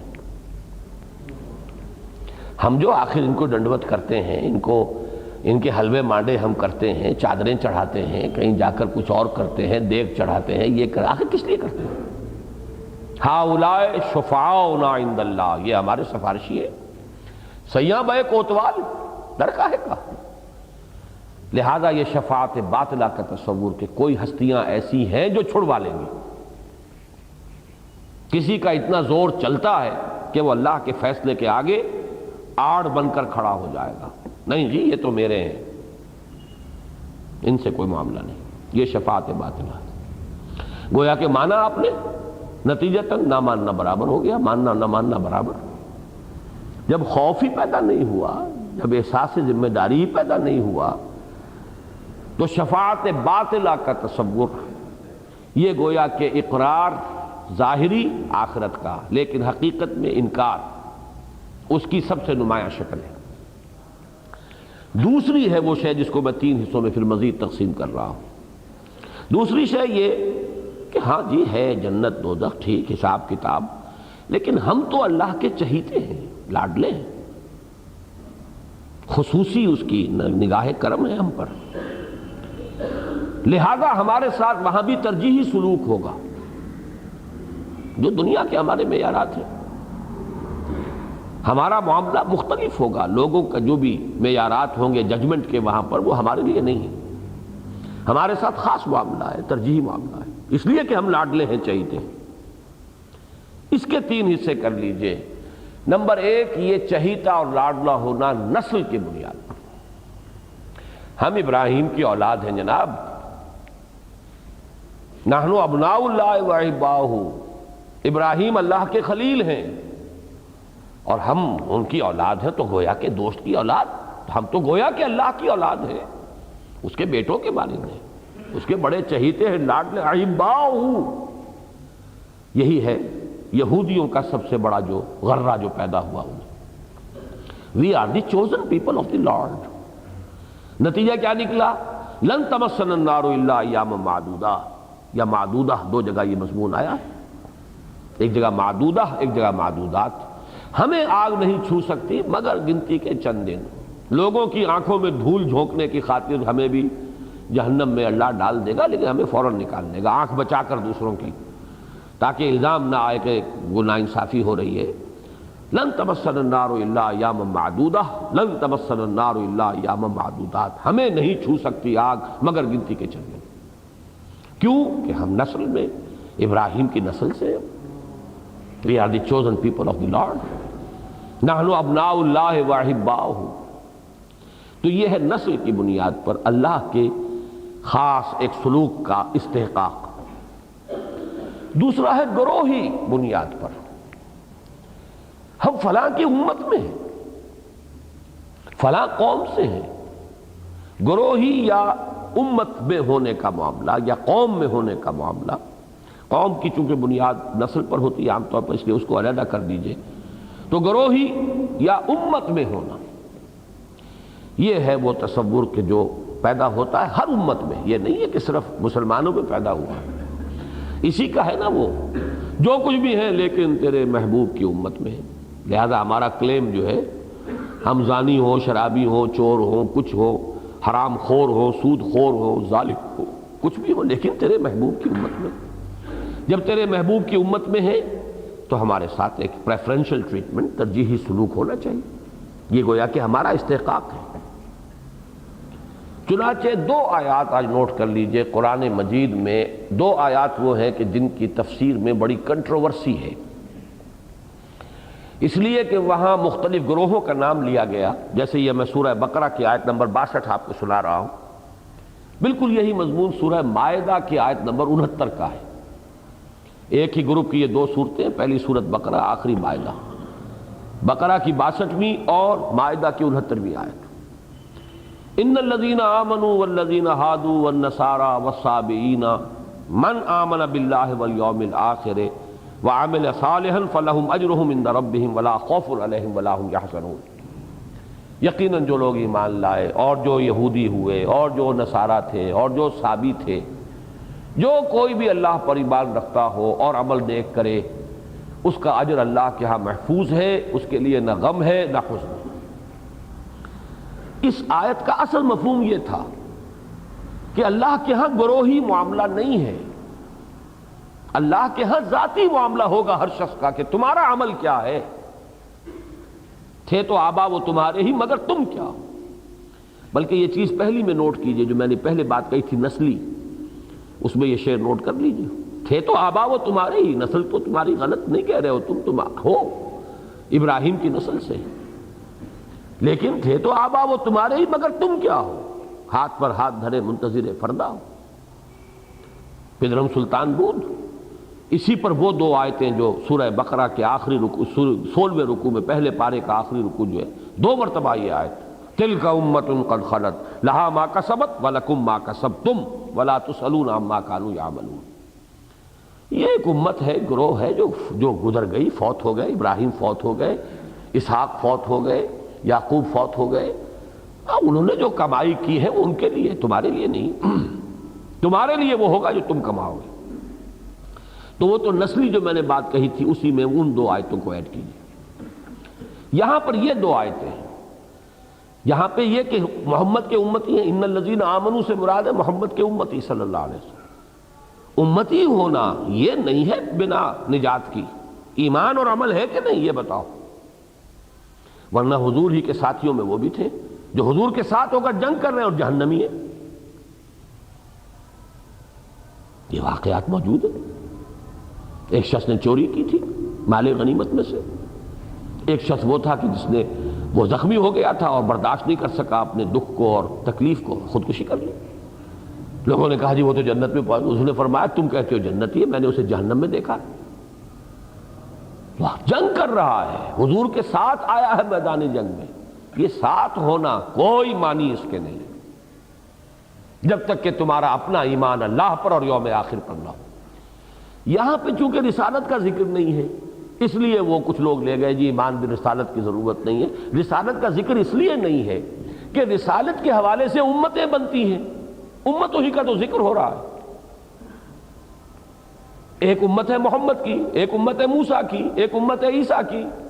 یہ سابی جو ہے ان کے بارے میں یہ گمان ہے کہ یہ حضرت ابراہیم کی طرف اپنی نسبت یہ بھی جوڑتے تھے۔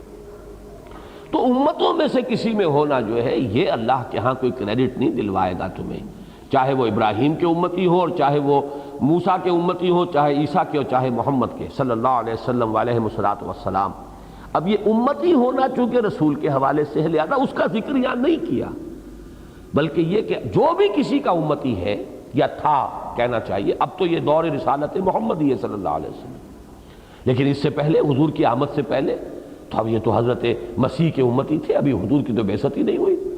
ان سے پہلے وہ تو حضرت موسیٰ کے امتی تھے، ابھی حضرت عیسیٰ بھی نہیں آئے، حضرت محمد بھی نہیں آئے۔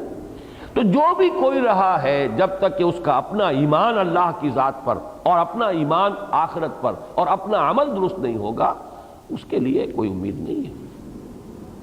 یہی مضمون سورہ مائدہ کی آیت نمبر 69 میں آیا۔ تو یہ لاڈلے ہونے یا ترجیحی سلوک کا مستحق قرار پانا وہ دوسری بنیاد ہے، ایک نسلی اور ایک امت میں ہونا، لیکن تیرے محبوب کی امت میں۔ تیسری شکل، اب یہ دیکھیے یہ سٹل سے سٹل تر ہوتا چلا جا رہا ہے معاملہ۔ مجھے سٹل کا لفظ اردو میں مل نہیں رہا کوئی موضوع، اب لطیف کہہ رہا ہوں لیکن لطیف جو ہے وہ بڑے اچھے انداز کا لفظ ہے، تو وہ لفظ میری زبان پر اس بحث میں آ نہیں رہا۔ اب کیا کہا جائے اسے، جو بھی آپ سمجھیں۔ تو اب یہ ذرا لطیف سے لطیف تر ہوتی جا رہی بات، باریک سے باریک تر، جس کا کہ سمجھنا پہچاننا اور مشکل ہو جائے گا۔ آدمی سمجھتا میں تو مانتا ہوں، بعث بعد الموت کو مانتا ہوں، جنت کو مانتا ہوں، دوزخ کو مانتا ہوں، حشر و نشر کو مانتا ہوں، وزن اعمال کو مانتا ہوں، سب مانتا ہوں، لیکن جب یہ چیز شامل کر لی تو ایک زیرو سے بڑی رقم ضرب کھا جائے زیرو ہو جائے گی۔ آخری جو ہے سب سے لطیف اس پیرائے میں، یعنی اللہ کے چہیتے اور لاڈلے ہونے کا، یہ ہے دنیا میں اپنی مرفہ الحالی کو دلیل بنانا کہ ہم اللہ کے چہیتے ہیں۔ دیکھو اللہ نے ہمیں نعمتیں دی ہیں، اللہ نے ہمیں دولت دی ہے، ہمیں جائیداد دی ہے، ہمیں دنیا میں عزت دی ہے، ہمیں اولاد دی ہے، آخر اللہ نے دی ہے نا بھائی، کسی اور نے تو نہیں دی۔ جب تمہیں نہیں دی ہمیں دی، اس کا مطلب یہ کہ ہم چہیتے ہیں اس کی نگاہ کرم ہم پر ہے، تبھی تو اس نے دیا ہے۔ لہذا وہ نگاہ کرم جو ہے کہاں چلی جائے گی اس کی؟ اگر آج ہم اس کے پسندیدہ لوگ ہیں تو آخر آخرت میں بھی ہمیں وہ پسند کرے گا، ہمیں دے گا۔ تم وہاں پر بھی جوٹیاں پٹخار ہوگے اور تمہارا وہاں بھی کچھ نہیں حال ہوگا، اس لیے کہ چونکہ دنیا میں تم ذلیل و خوار ہو، تم مفلوق الحال ہو، ایک مرفع الحال ہے، ایک مفلوق الحال ہے۔ دنیا میں اللہ نے تمہیں مفلوق الحال رکھا ہے، ہمیں مرفع الحال رکھا ہے، ہمیں خوشحال رکھا ہے، تو ہم اللہ کے پسندیدہ ہیں، لہذا آخرت میں بھی ہمیں ملے گا۔ یہ ہے جو سورہ کہف میں پورا ایک رکوع آیا ہے اصل میں، جو اس کا رکوع نمبر 6 ہے، رکوع نمبر 5، اس کا مرکزی مضمون یہی ہے۔ وہ دو افراد کا مکالمہ، ایک کے پاس بڑی دولت تھی، 2 باغ، کھیت بھی بیچ میں، کھجوروں کے درختوں کی باڑیں لگی ہوئی ہیں، چشمے رواں ہیں، اولاد بھی اللہ نے دی ہے، باغ بھی پھل پر آیا ہوا ہے۔ وَدَخَلَ جَنَّتَهُ وَهُوَ ظَالِمٌ لِّنَفْسِهِ قَالَ مَا أَظُنُّ أَن تَبِيدَ هَٰذِهِ أَبَدًا وَمَا أَظُنُّ السَّاعَةَ قَائِمَةً وَلَئِن رُّدِدتُّ إِلَىٰ رَبِّي لَأَجِدَنَّ خَيْرًا مِّنْهَا مُنقَلَبًا۔ اول تو مجھے کوئی گمان نہیں ہوتا کہ یہ قیامت ویامت ہوگی، لیکن اگر ہو بھی گیا بالفرض، لَئِن رُّدِدتُّ إِلَىٰ رَبِّي لَأَجِدَنَّ خَيْرًا مِّنْهَا مُنقَلَبًا، تو میں اس سے بھی زیادہ وہاں جب لوٹ کر جاؤں گا آخرت میں تو اس سے بھی زیادہ خیر اللہ مجھے دے گا۔ یہاں جو دیا ہے آخر، یا تو میرے اندر کوئی گن ہے جو تم میں نہیں ہے، میرے اندر کوئی خوبیاں ہیں جو تم میں نہیں ہے، یا اللہ کی نگاہ کرم ہے مجھ پر تو وہ نگاہ کرم کیوں پھر جائے گی مجھ سے؟ اس نے مجھے یہاں عزت دی ہے، آخرت میں بھی دی۔ یہی مضمون سورہ حامیم سجدہ میں بھی آیا ہے، وہاں رُدِدتُ کی بجائے رُجِعْتُ، وَلَئِن رُجِعْتُ إِلَىٰ رَبِّي إِنَّ لِي عِندَهُ لَلْحُسْنَىٰ، کیا مجھے ڈراتے ہو آخرت سے؟ دیکھتے نہیں میری دولت عزت دنیا کے اندر؟ اگر میں لوٹا دیا گیا اپنے رب کی طرف جس کا تم مجھے ڈراوا دے رہے ہو تو مجھے وہاں بھی بہت عمدہ سلوک ملے گا، بہت عمدہ چیزیں ملیں گی۔ کیوں ملے گی؟ دلیل کیا ہے؟ دنیا کی مرفہ الحالی کو دلیل بنانا کہ ہم اللہ کے چہیتے ہیں، لاڈلے۔ اب آئی آخری بات، ویسے گنتی میں تو یہ اب کتنی باتیں ہو گئیں؟ 1 2 3 4 5 6 7 8ویں بات آ رہی ہے، لیکن میرے جو ہیڈنگز ہیں ان میں یہ چوتھا ہیڈنگ ہے، اللہ کی شان کریمی پر دھوکہ کھا جانا۔ وہ ہے مرکزی مضمون اس سورہ مبارکہ۔ اب آپ نے غور کیا کہ کہاں سے کہاں اترتے اترتے شیطان کس کس طریقے سے ورغلاتا ہے۔ ظاہر بات ہے کہ مختلف لوگوں کے مختلف ذہن، مختلف سوچ، مختلف انداز، مختلف سطحیں ہیں، لیولز جو ہیں، ہر ایک پر ایک وار نہیں وہ کرتا۔ اگر دعوت اللہ کے لیے، دعوت خیر کے لیے اصول یہ ہے کہ کلموا الناس علی قدر عقولہم، کہ لوگوں سے بات کرو ان کی ذہنی سطح کے مطابق، تو ظاہر بات ہے کہ دعوت الی الباطل جو ہے، اور دعوت الی المعصیت، اور دعوت الی الضلالہ، اس کے لیے بھی تو ضروری ہے نا کہ ہر ایک کو اس کے مناسب جو ہے اس کو گمراہی جو ہے اس کے اندر مبتلا کرو۔ تو کچھ لوگ ہوتے ہیں بڑے لطیف مزاج کے حامل، شاعرانہ مزاج کے حامل، ان کے لیے یہ دلیل بڑی قوی ہے۔ جی دیکھیے کیسے ممکن ہے، یہ جذبات لطیفہ کا لفظ میں نے استعمال کیا، لطیف جذبات، اللہ کی مخلوق ہے، اللہ نے اپنے ہاتھوں سے بنایا ہے۔ کوئی اپنی اولاد کو، حالانکہ انسان اپنی اولاد کا خالق نہیں ہوتا، کوئی اپنے ہاتھوں اس کو، اپنی اولاد کو جہنم میں ڈالے گا، آگ میں ڈالے گا کوئی؟ کیسے ممکن؟ نہیں، بڑا کریم ہے، بڑا رحیم ہے۔ یہ تو صرف کچھ تمہیں بتانے کے لیے تاکہ ٹھیک ہو جاؤ، رویہ اپنا درست کر لو، یہ دھمکیاں ہیں، بس دھمکیاں دے دی گئی ہیں، حقیقتاً یہ ہونے والی بات نہیں۔ یہ بات میرے چونکہ ایک مرتبہ تجربے میں آئی تھی اسی ماڈل ٹاؤن میں، یہ اب سے کوئی 20 سال پہلے کی بات ہے۔ میرا ایک ماہانہ درس ہوا کرتا تھا، ڈاکٹر ارشاد احمد خان، یہ جو انٹرنل سرکل ہے اس پر ان کی کوٹھی ہے، تو وہاں ایک صاحب سے ملاقات ہوئی درس کے بعد، بڑے نستعلیق، بہت عمدہ لباس، بڑے ذہین فتین، چہکنے والی شخصیت، جو محفل کے اندر جس کو آپ کہتے ہیں کہ بڑے سوشل قسم کے لوگ، ویسے بھی یعنی معلوم ہوتا تھا ادب سے، فلسفے سے لگاؤ ہے۔ انہوں نے یہ بات جس انداز میں مجھ سے کہی وہ ابھی تک میرے دل پر تاثر ہے کہ اس قدر اس میں اپیل تھی کہ جی دیکھیے آخر نہیں یہ نہیں ہو سکتا، یہ بات جو ہے آپ کیسے باور کر سکتے ہیں، اللہ جہنم میں ڈال دے گا، یہ تصور جو ہے۔ اور یہ ہمارے ہاں کے جو ملنگ قسم کے صوفی، ایک صوفیہ ہے وہ کہ جو صحیح فکر، صحیح ان کا جو ہے سارا انداز، ایک ملنگ ٹائپ پھرتے ہیں اور شریعت سے جو اپنے آپ کو بری سمجھتے ہیں، نماز وغیرہ نہیں، لیکن بس یہ کہ ان کی نماز نہیں، ہم تو ہر وقت نماز پڑھتے ہیں، دل میں ذکر کرتے ہیں، لو لگائی ہوئی ہے، نماز کی کیا ضرورت ہے؟ ان کے ہاں بھی یہ فکر بہت موجود ہے۔ اس کا بھی مجھے ایک تجربہ ہوا تھا، ایک صاحب ہوتے تھے اسی قسم کے ملنگ کرشن نگر میں، جبکہ میں پڑھ رہا تھا گورنمنٹ کالج میں، یہ میرے FSC کے دور پر۔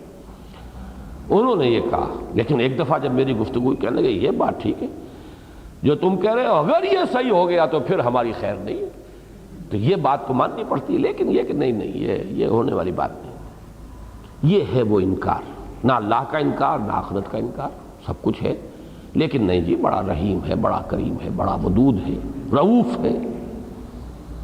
اس کو بھی اب نوٹ کر لیجئے۔ ہمارے ہاں چونکہ یہ ذرا لطیف سی بات ہے، بات جذباتی اعتبار سے اپیل کرنے والی ہے، تو ہمارے ہاں شاعری کا بھی یہ ایک بڑا، یعنی یوں سمجھیے کہ ایک عمدہ میدان ہے۔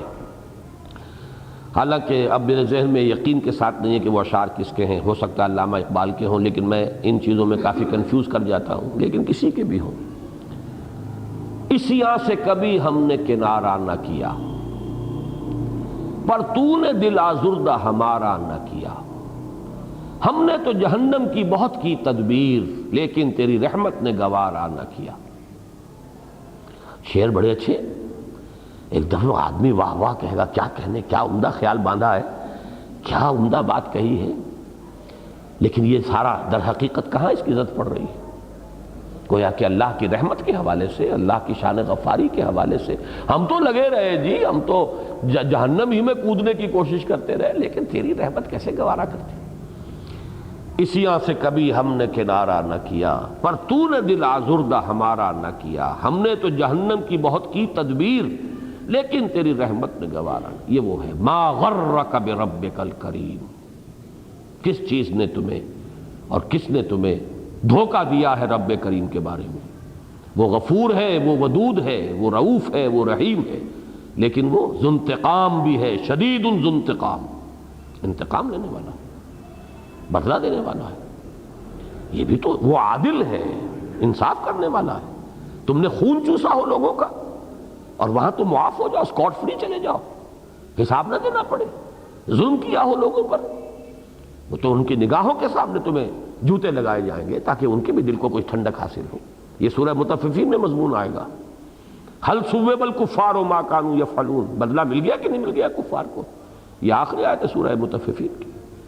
اللہ کے عدل کا تقاضا یہ ہے، وہ جہاں پر غفور ہے، رحیم ہے، وہاں اس کی شان وہ بھی ہے، وہ عادل ہے، وہ منتقم ہے، انتقام لینے والا۔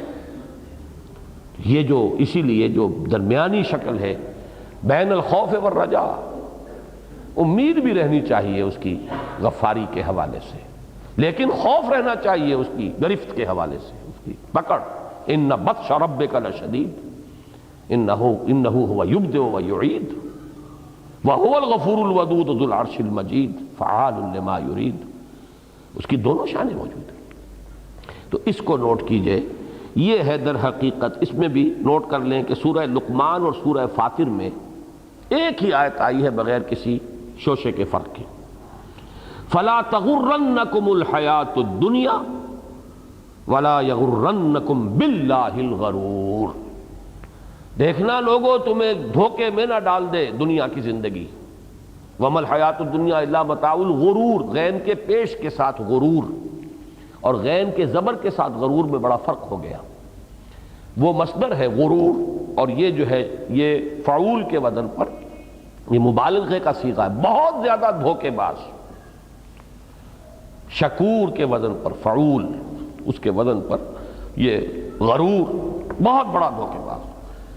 دیکھو تمہیں دھوکے میں نہ ڈال دے دنیا کی زندگی، اور تمہیں دھوکہ نہ دینے پائے، اللہ پر جری کر دے، اس کے حلم پر، اس کی مغفرت اور اس کی شان غفاری کے حوالے سے تمہیں جری کر دے کہ تم معصیت کرو اور اس کے احکام کو توڑو اور حرام خوریاں کرو اور ظلم کرو اور لوگوں کے خون چوسو، ان کے حقوق سلب کرو۔ فلا تغرنکم الحیات الدنیا ولا یغرنکم باللہ الغرور۔ اور یہی مضمون آ چکا ہے سورہ حدید میں، نفاق کے جو درجے آئے ہیں درجہ بدرجہ۔ یقیناً تم ہمارے ساتھ تھے، اہل جنت کہیں گے اس وقت، بلا ولکنکم فتنتم انفسکم وتربصتم وارتبتم وغرتکم الامانی حتی جاء امر اللہ وغرکم باللہ الغرور۔ میں حیران ہوا ہوں آج یہ دیکھ کر کہ جدید ہمارے مفسرین بشمول مولانا اصلاحی اور مولانا مودودی دونوں، اس نقطے کی طرف ان کا ذہن منتقل ہی نہیں ہوا۔ انہوں نے دھوکے کو کسی اور انداز میں تعبیر کیا ہے، لیکن الحمدللہ مولانا شبیر احمد عثمانی کے حواشی میں یہ بات، تم کہیں اللہ کی شان حلیمی کے حوالے سے جری نہ ہو جانا۔ اسی لیے مجھے آج ایسا اطمینان ہوا کہ میں مشورہ دیا کرتا ہوں کہ تفہیم القرآن چونکہ اس میں ایک تحریکی تصور ہے دین کا، حرکی تصور، تو وہ پڑھنی چاہیے، لیکن بعض پہلو جو اس کے ڈیفیشنٹ ہیں ان کی تکمیل کے لیے یہ شبیر احمد عثمانی رحمۃ اللہ علیہ کے حواشی کو بھی لازماً ساتھ پڑھنا چاہیے۔ ایک تو یہ باطنی حقائق جو ہیں جن کو ہم ایک لفظ تصوف کے حوالے سے عام طور پر جمع کر دیتے ہیں، لیکن وہ تو دین کے باطنی حقائق ہیں، ایمان کی باطنی کیفیات ہیں، ان کا بھی جو آپ کو معاملہ ملے گا وہاں وہ یہاں نہیں ملے گا۔ خارجی اس کی کیفیات اسلام کا ایک خارجی تصور، ایک حرکی تصور، یہ یہاں ملے گا وہ وہاں نہیں ہے، تو ظاہر بات ہے کوئی تفسیر کامل نہیں ہو سکتی۔ قرآن کامل ہے، تفسیر کوئی کامل نہیں ہو سکتی۔ تفسیر تو در حقیقت ایک مفسر ہے جو دیکھ رہا ہے قرآن کو، اور اس میں اس کا اپنا ایک ذوق، اپنی ایک ترجیحات، اپنی سوچ جو ہے وہ لازماً اس پر اثر انداز ہوتے ہیں۔ جیسے کہتے ہیں کہ ایبسولوٹ آبجیکٹیوٹی از امپاسبل، کچھ نہ کچھ سبجیکٹیوٹی داخل ہو جاتی ہے، آپ کے اپنے تصورات، آپ کا انداز۔ اور سادہ ترین مثال تو یہ کہ یہ میز ہے، ایک ہی شے ہے، ادھر جو بیٹھے ہوئے ہیں ان کی نگاہ میں اس کی کوئی اور تصویر بن رہی ہے ان کے ریٹنا پر، وہ تو یہ سائڈ سامنے آ رہا ہے، اسی کا ادھر جو بیٹھے ہیں ان کے ریٹنا پر، ان کا وہ جو حساس پردہ ہے آنکھ کا، اس پر تصویر مختلف بن رہی ہے، سامنے والوں کا کچھ اور ہے، شے ایک ہی ہے۔ تو یہ تو اینگلز آف ویو ہیں کہ جن سے انسان اس شے کو دیکھتا ہے، تو کچھ چیزیں زیادہ نمایاں ہو گئیں، کچھ نظر نہیں آئیں گی۔ انہیں یہ سائڈ نظر آ رہا ہے، یہ نظر نہیں آ رہا، انہیں یہ نظر آ رہا ہے، یہ نظر نہیں آ رہا، سامنے والوں کو یہ نظر آ رہا ہے، کچھ تھوڑی تھوڑی جھلک جو ہے دونوں سائڈز کی بھی نظر آ جائے گی۔ شے ایک ہے لیکن اینگل آف ویو سے زمین و آسمان کا فرق پڑ گیا۔ اس لیے اردو کی تفاسیر میں یہ تفہیم القرآن، لیکن اس کے ساتھ سادہ ترین حواشی ہیں مولانا شبیر احمد عثمانی رحمۃ اللہ علیہ کہ ان کو ضرور جمع کریں۔ تو میں یہاں تو آج خاص طور پہ مجھے یہ ساری بات اس لیے اس زبان پر آ گئی کہ مجھے بڑا یعنی ایک ہوا احساس کہ عجیب بات ہے، یہ غرہ کے بعد با کا حرف آیا ہے، غرہ با، ایک ہے غرہ بغیر اس کے، ایک یہ ہے کہ اللہ کے مقابلے میں دھوکہ دے دینا، وہاں تو کہیں علا ہوتا یا عن ہوتا، یہاں ہے تعدیہ جو ہوا ہے، اس کو جو متعدی بنایا گیا ہے حرف با سے بنایا گیا، پراپوزیشن چینج ہوا، لہذا اس کے حوالے سے کوئی بحث نہیں کی، میں حیران ہوں۔ تو ما غرک بے ربک الکریم ولا یغرنکم باللہ الغرور وغرکم باللہ الغرور، یہ جو الفاظ ہیں با کے ساتھ کسی شے کے حوالے سے کوئی دھوکہ دینا، اور ان تینوں آیات میں یہ مضمون جو ہے یہ ایک میں کسی درجے میں یعنی سمجھوں گا کہ اگر کسی کا ذہن ادھر نہیں گیا تو اس کے لیے کوئی جواز ہے۔ یہاں آ کر مضمون کھلا ما غرک بربک الکریم، وہاں صرف غرک باللہ آیا ہے، ولا یغرنکم باللہ الغرور، دو مرتبہ سورہ لقمان اور سورہ فاطر میں، وغرکم باللہ الغرور، دھوکہ دیا تمہیں ساتھ اللہ کے دھوکے باز نے۔ لیکن یہاں اب اس کا بس ساتھ آ گیا، صفت ساتھ آ گئی، اللہ کی شان کریمی پر تمہیں دھوکہ دیا ہے، تمہیں جری کر دیا یہ کہہ کر کہ اللہ بڑا غفور ہے، بڑا رحیم ہے، لیکن تیری رحمت نے گوارا نہ کیا۔ یہ ہے اصل میں یہ مضمون ہے اس سورہ مبارکہ کا مرکزی مضمون۔ یا ایھا الانسان ما غرک بربک الکریم الذی خلقک فسواک فعدلک، تمہارا وہ رب کریم، اس کی جہاں ایک شان ہے کریمی، وہاں یہ تین شانیں بھی تو نوٹ کرو، جس نے تمہیں پیدا کیا، تخلیق فرمائی، تسویہ کیا، نوک پلک سنواری، وعدلک، اور تمہارے اندر اعتدال پیدا کیا، توازن پیدا کیا، لفظ عدل جان بوجھ کر لائے ہیں۔ باقی مقامات پر سورۃ الاعلیٰ میں ہم پڑھیں گے سبح اسم ربک الاعلی الذی خلق فسوی والذی قدر فہدی، اور وہ اہم ترین مقام ہے اس موضوع پر۔ لیکن یہاں نوٹ کیجئے اللہ کی یہ تین شانیں جمع کی گئیں، الذی خلقک، تجھے بنایا، یہ گویا کہ یوں سمجھیے کہ جیسے کوئی بلڈنگ بنتی ہے تو اس کا سٹرکچر تیار ہو گیا، یہ ہے تخلیق۔ اور تسویہ کیا ہے؟ اب یہ آرکیٹیکچرل بیوٹی اور اس کے اندر جو ہے نوک پلک سنوارنا، درست کرنا، اس کے اوپر جو ہے رنگ و روغن، یہ اس کی تحسین اور تزیین، اور پھر ہے عدلک، یہ لفظ یہیں آیا ہے۔ اپنے اندر دیکھو کتنا اعتدال اللہ نے رکھا ہے، ہر شے کا حق معین کیا ہے، اس کے لیے کیا کیا چیزیں رکھی ہیں۔ تمہارے اندر ایک جنسی تقاضا ہے تو تمہاری مخالف جنس پیدا کی ہے کہ جو اس تقاضے کو پورا کرتی ہے، اس میں جو تقاضا ہے اس کے لیے تمہیں پیدا کیا ہے جو اس کے تقاضے کو پورا کرتے ہو۔ تمہارے پورے وجود کے اندر تمام باطنی ظاہری اعضاء کا تناسب، یہ سب کچھ جو ہے یہ عدل کے حوالے سے، تو گویا کہ اب آگے تمہارے اعمال کا کوئی معاملہ نہیں ہوگا عدل کا، وہاں ظلم ہو جائے گا۔ وہاں داد رسی نہیں ہوگی مظلوموں کی. الذی خلقک فسواک فعدلک. اور دوسری شان اس کی، بلکہ اب یوں اس کی یہ چوتھی شان، فی ای صورت ما شاء رکبک. یہ ہے اللہ کی قدرت کاملہ، جس صورت میں اس نے تمہیں چاہا جوڑ دیا. یہ رکبہ یرکب ترکیباً، اجزاء سے کسی شے کو جوڑ کر بنا دینا. ترکیب مرکب شے، ایک مفرد شے ہوتی ہے، ایک ہی شے، ایک مرکب ہے، اس کو آپ نے جوڑا ہے. تمہیں جس شکل میں چاہا جوڑ دیا. کسی کی آنکھ چھوٹی بنا دی، روتا پھرے کہتا پھرے کیوں بنا دیا مجھے، آنکھ چھوٹی ہے. کسی کو رنگ گورا دے دیا، کسی کو کالا دے دیا، کسی کو ناک جو ہے کوئی ایسی دے دی کہ جو بہت اچھی نہیں لگتی.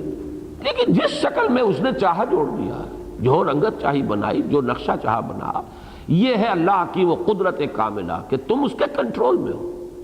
جب تمہاری یہ تخلیق جو ہے، اس کی ایک ایک شے اس کے اختیار میں، تمہارے چوائس پر تو ہے ہی نہیں. کتنے ہی لوگ چیختے ہوں گے اپنے دل کے اندر ہی اندر کہ ہمیں کیوں نہیں یورپ میں پیدا کیا، یہاں پیدا کر دیا. کوئی سوچتا ہوگا ہمیں یہ بلیک کانٹیننٹ میں پیدا کر دیا، افریقہ کے اندر. آخر ان میں کیا سرخاب کے پر تھے، انہیں وہاں پیدا کر دیا، ہمیں یہاں پیدا کر دیا. تو وہ تو اللہ کی طرف سے ہے. اس کا تصور کرو گویا کہ قدرت اور ادھر عدل، یہ دو چیزیں ہیں جن کو آپ جمع کریں گے تو وہ آخرت ہے. قدرت کے حوالے سے وہ جو تمہارے دل میں خیال آ سکتا ہے کیسے ممکن ہوگا، اس کا ازالہ ہو جائے گا. اور عدل، وہ عادل ہے. تو قادر و عادل ہے مگر تیرے جہاں میں ہے تلخ بہت بندہ مزدور کے اوقات. وہ قادر ہے اور عادل ہے. یہ قادر و عادل میں سمجھتا ہوں کہ بہت خوبصورت ترکیب ہے. ان دو آیتوں کا جو مفہوم ہے، جو خلاصہ ہے، لب لباب جو ہے، الذی خلقک فسواک فعدلک، یہ ہے عادل ہونا اللہ. فی ای صورت ما شاء رکبک، یہ قادر ہونا. تو قادر و عادل ہے مگر تیرے جہاں میں ہیں تلخ بہت بندہ مزدور کے اوقات. ان دونوں حوالوں سے جو کچھ اور ذہن میں آ سکتی تھی بات، اس کی نفی. اصل شے اب آگے آ رہی ہے. کلا بل تکذبون بالدین. یہ کلا کیوں کہا ہے اور بل کیوں کہا ہے؟ یہ چونکہ سٹل انداز ہے، ظاہری انداز نہیں ہے آخرت کے انکار کا. حقیقت یہ ہے نہیں، بلکہ اصل بات یہ ہے کہ تم جزا و سزا کا انکار کر رہے ہو. یہ تم اللہ کی مدح نہیں کر رہے، یہ تو اللہ کی مدح، اس کی شان غفاری، اس کی شان رحیمی، بہت ہی عمدہ الفاظ، بڑا مضمون پیارا، بہت ہی اس کو آپ اشعار میں باندھ لیجئے. لیکن یہ حقیقت کیا ہے؟ یہ تو ملبہ ہے اوپر کا. اصل شے یہ ہے کہ بل کلا بل تکذبون بالدین، تم جزا و سزا کو جھٹلا رہے. تکذبون کا لفظ ہے اس لیے کہ میں نے عرض کیا تھا کہ ایک تکذیب تو وہ ہے نہیں کوئی زندگی نہیں ہے. ما ہی الا حیاتنا الدنیا ان ہی الا حیاتنا الدنیا نموت و نحیا. کیسے ممکن ہے؟ ناممکن ہے. ایسے ہی خیال کیسے ممکن ہے؟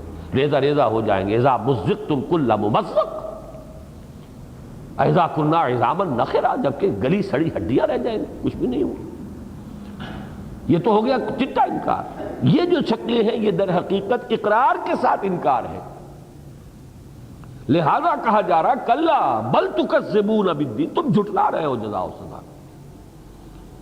چاہے تم مان رہے ہو لیکن حقیقت میں یہ تکذیب ہے. وَإِنَّ عَلَيْكُمْ لَحَافِظِينَ، اور یقیناً تم پر ہے نگران. حفاظت کے ساتھ علی جب آیا ہے تو علیکم لحافظین، یقیناً ہے نگران. جس کو کہ سورہ نساء میں فرمایا ہے اللہ تعالیٰ کان اللہ علیکم رقیبا، اللہ تم پر رقیب ہے، نگران ہے. اللہ کی طرف سے اس کے یہ فرشتے جو ہیں کرامن کاتبین، بہت باعزت. اب حضرت جبرائیل کی شان تو پچھلی صورت میں آ چکی، وہ جو ہم پڑھ چکے ہیں. انہ لقول رسول کریم ذی قوت عند ذی العرش مکین مطاع ثم امین. یہاں پر اب وہ جمع کرامن کاتبین. ویسے تو سارے ہی فرشتے جو ہیں وہ بہت باعزت ہیں، ہم نے تمہارے اوپر لگا رکھے ہیں، ہمارے انفارمرز ہیں، ریکارڈ کر رہے ہیں. کرامن کاتبین لکھ رہے ہیں، باعزت ہستیاں جو لکھ رہی ہیں تمہارے تمام افعال کو. یعلمون ما تفعلون وہ جانتے ہیں جو کچھ تم کر رہے ہیں، ان کے نگاہوں سے تمہاری کوئی چیز چھپی ہوئی نہیں، کوئی حرکت جو ہے پوشیدہ نہیں، وہ غیر مرئی ہستیاں ہیں، تم نہیں دیکھتے وہ تمہیں دیکھ رہے ہیں۔ کلا بل تکذبون بالدین وان علیکم لحافظین کراما کاتبین۔ اب اس میں ایک خاص کیفیت پیدا کی گئی ہے، ایک طرح کا طنز ہے اس میں۔ تم انکار کر رہے ہو، فرشتے تمہارے ساتھ لگے ہوئے تمہیں نظر نہیں آ رہے۔ یہ ایسے ہی جیسا کوئی شخص نہایت ڈھٹائی کے اندر جو ہے وہ بڑکے مار رہا ہو اور کوئی دوسرا شخص دیکھ رہا ہو کہ پیچھے پستول لیے ایک شخص کھڑا ہوا ہے اس کے، اب اس کے سامنے اسے معلوم نہیں ہے پستول لیے کھڑا ہوا ہے، یہ بڑکے مار رہا ہے، اور حقیقت یہ کہ موت جو ہے اس کے اتنی قریب آ چکی ہے۔ تو وہ انداز، کلا بل تکذبون بالدین وان علیکم لحافظین کراما کاتبین یعلمون ما تفعلون۔ تم انکار کر رہے ہو، اور انکار بھی صاف نہیں کر رہے، بڑا ہی چھپا ہوا انکار، اور تم پر نگران ہیں فرشتے باعزت ہستیاں جو لکھنے والی ہیں، جانتے ہیں جو کچھ تم کر رہے ہو۔ اس کا نتیجہ کیا نکلے گا؟ ان الابرار لفی نعیم۔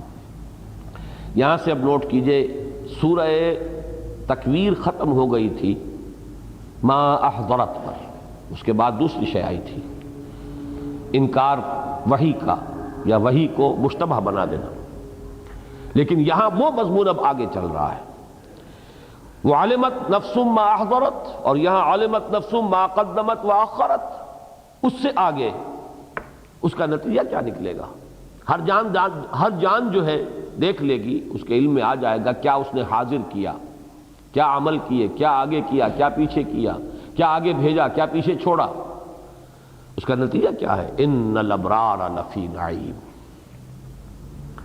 ابرار نیکوکار یقیناً نعمتوں میں ہوں گے۔ ابرار کے لفظ پر بھی چونکہ آج فقہ اللغہ کا میں نے حوالہ دیا تھا تو لفظ سمجھ لیجئے، بارارا، بر اور بر اسی سے بنے۔ اس کا اصل مادہ جو ہے مفہوم کیا ہے؟ دل کو تسکین پہنچے کسی شے سے، دل اڑا اڑا سا ہو، کوئی خوف کی کیفیت ہو، وہ ایک دوسری کیفیت ہے، اور اس کے برعکس دل جمع ہوا ہے، ٹھکا ہوا ہے، جس کو کہا گیا یا ایتھا النفس المطمئنہ ارجعی الی ربک راضیۃ مرضیہ، سورۃ الفجر۔ تو سمندر میں جب آدمی ہوتا ہے، بر و بحر، سمندر میں جب ہوتا ہے تو ہچکولے ہیں، ایک اندیشہ، ایک سب کانشیس مائنڈ میں خوف سا رہتا ہے، ایک لہر آ گئی ہو، ہچکولا آ گیا۔ جیسے ہی خشکی پر قدم رکھتا ہے آدمی ایک دم سکون سا محسوس کرتا ہے۔ اس سے یہ بر کی کیفیت جو ہے اس کو سمجھ لیجیے۔ اسی طرح نیکی جو ہے وہ بھی در حقیقت انسان کے اندر تسکین بخش، فرحت دینے والی شے۔ اذا سرت کا حسنتوں کا وساعت کا سیئتوں کا فانت مومن، آپ نے فرمایا صلی اللہ علیہ وسلم کہ جب تمہیں کوئی نیک کام کر کے خوشی ہو، مسرت ہو، انبساط ہو، خوشی محسوس ہو اندر، اور کوئی بری حرکت سرزد ہو جائے تو تمہیں رنج ہو، صدمہ ہو، ملال ہو، یہ کیوں ہو گیا، تو تم مومن ہو، پھر یہ ایمان کی علامت ہے۔ تو نیکیاں در حقیقت انسان کے لیے، میں نے وہ انگریزی نظم کا بھی بارہا حوالہ دیا، چیریٹی کے نام سے ایک نظم تھی میٹرک کے ہمارے نصاب میں، charities that soothe and heal and bless are scattered over the feet of man like flowers۔ انسانوں کے قدموں میں یہ پھول پڑے ہوئے ہیں، پھول کھلے ہیں گلشن گلشن، لیکن اپنا اپنا دامن، جو چاہے ان پھولوں سے اپنا دامن بھر لے۔ تو یہ تو are scattered over the feet of man like flowers، لیکن وہ کیا ہے؟ وہ چیریٹیز، نیکیاں، خیر، کسی بھوکے کو کھانا کھلایا، کسی بیمار کے پاس تھوڑی دیر بیٹھ کے دل جوئی کی، عیادت کی، کسی کے لیے کوئی اور اس کی ضرورت کو پورا کرنے کا اہتمام کی، چیریٹیز ہی تو ہیں۔ حضور نے تو یہاں تک فرمایا تبسمک فی وجہ اخیک صدقۃ، اگر تم اپنے بھائی سے ملاقات کے وقت متبسم چہرے سے ملو تو یہ بھی صدقہ ہے، یہ بھی چیریٹی ہے۔ اس لیے کہ تم عبوساً قمطریرہ ہو کر ملو گے، اس کا بھی دل بجھ جائے گا غریب کا کہ پتہ نہیں اس کو میرا آنا ہی برا لگا اس وقت۔ آپ گئے تھے بڑی اچھی توقعات لے کر دوست سے ملنے جا رہے ہیں، وہ عبوساً قمطریرہ بنا بیٹھا ہوا ہے۔ تو آپ بھی پچھتائیں گے خام خواہ میں کاہے کو آیا. لیکن اگر وہ خندہ پیشانی جسے آپ کہتے ہیں خندہ پیشانی سے ملا ہے, آپ کو بھی ایک راحت محسوس ہو. تو تبسمک فی وجہ اخیک صدقۃ, تمہارا تبسم ہو کر متبسم ہو کر ملنا اپنے بھائی سے, یہ بھی صدقہ ہے, نیکی ہے. تو وہ چیریٹیز جو ہیں وہ بر, وہ اطمینان بخش, سکون بخش, فرحت بخش, دل کے زخموں کے اوپر جیسے کہ پھاہا رکھ دیا جائے. نیکی کا در حقیقت عمل انسان کے جو وہ زخمی روح ہے, زخمی دل ہے, اس کے اوپر سکون بخش پھاہے کی حیثیت رکھتا ہے.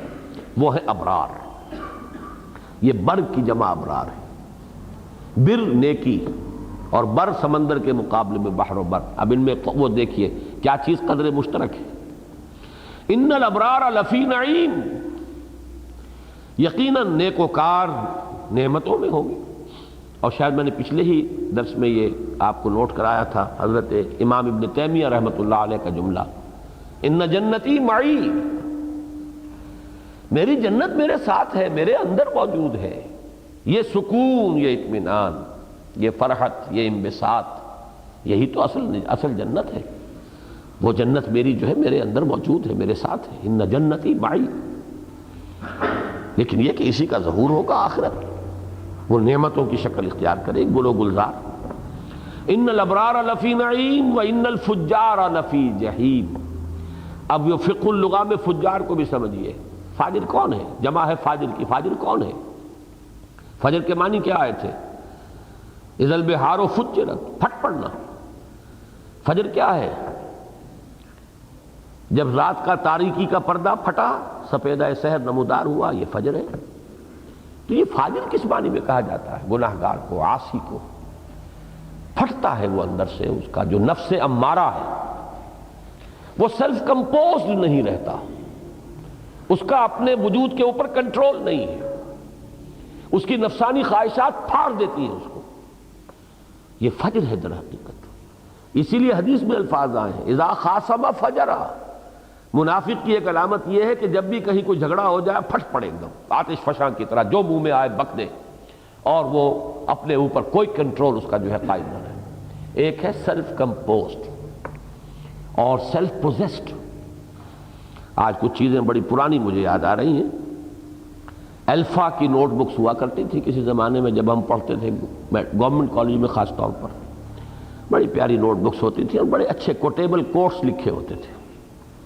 تو مجھے اب بھی یاد ہے کہ اہرام مصر کی ایک تصویر تھی ایک کور پر, اور اس کے جو الفاظ تب تک یاد ہیں. اہرام مصر, calm and self-possessed, still and resolute.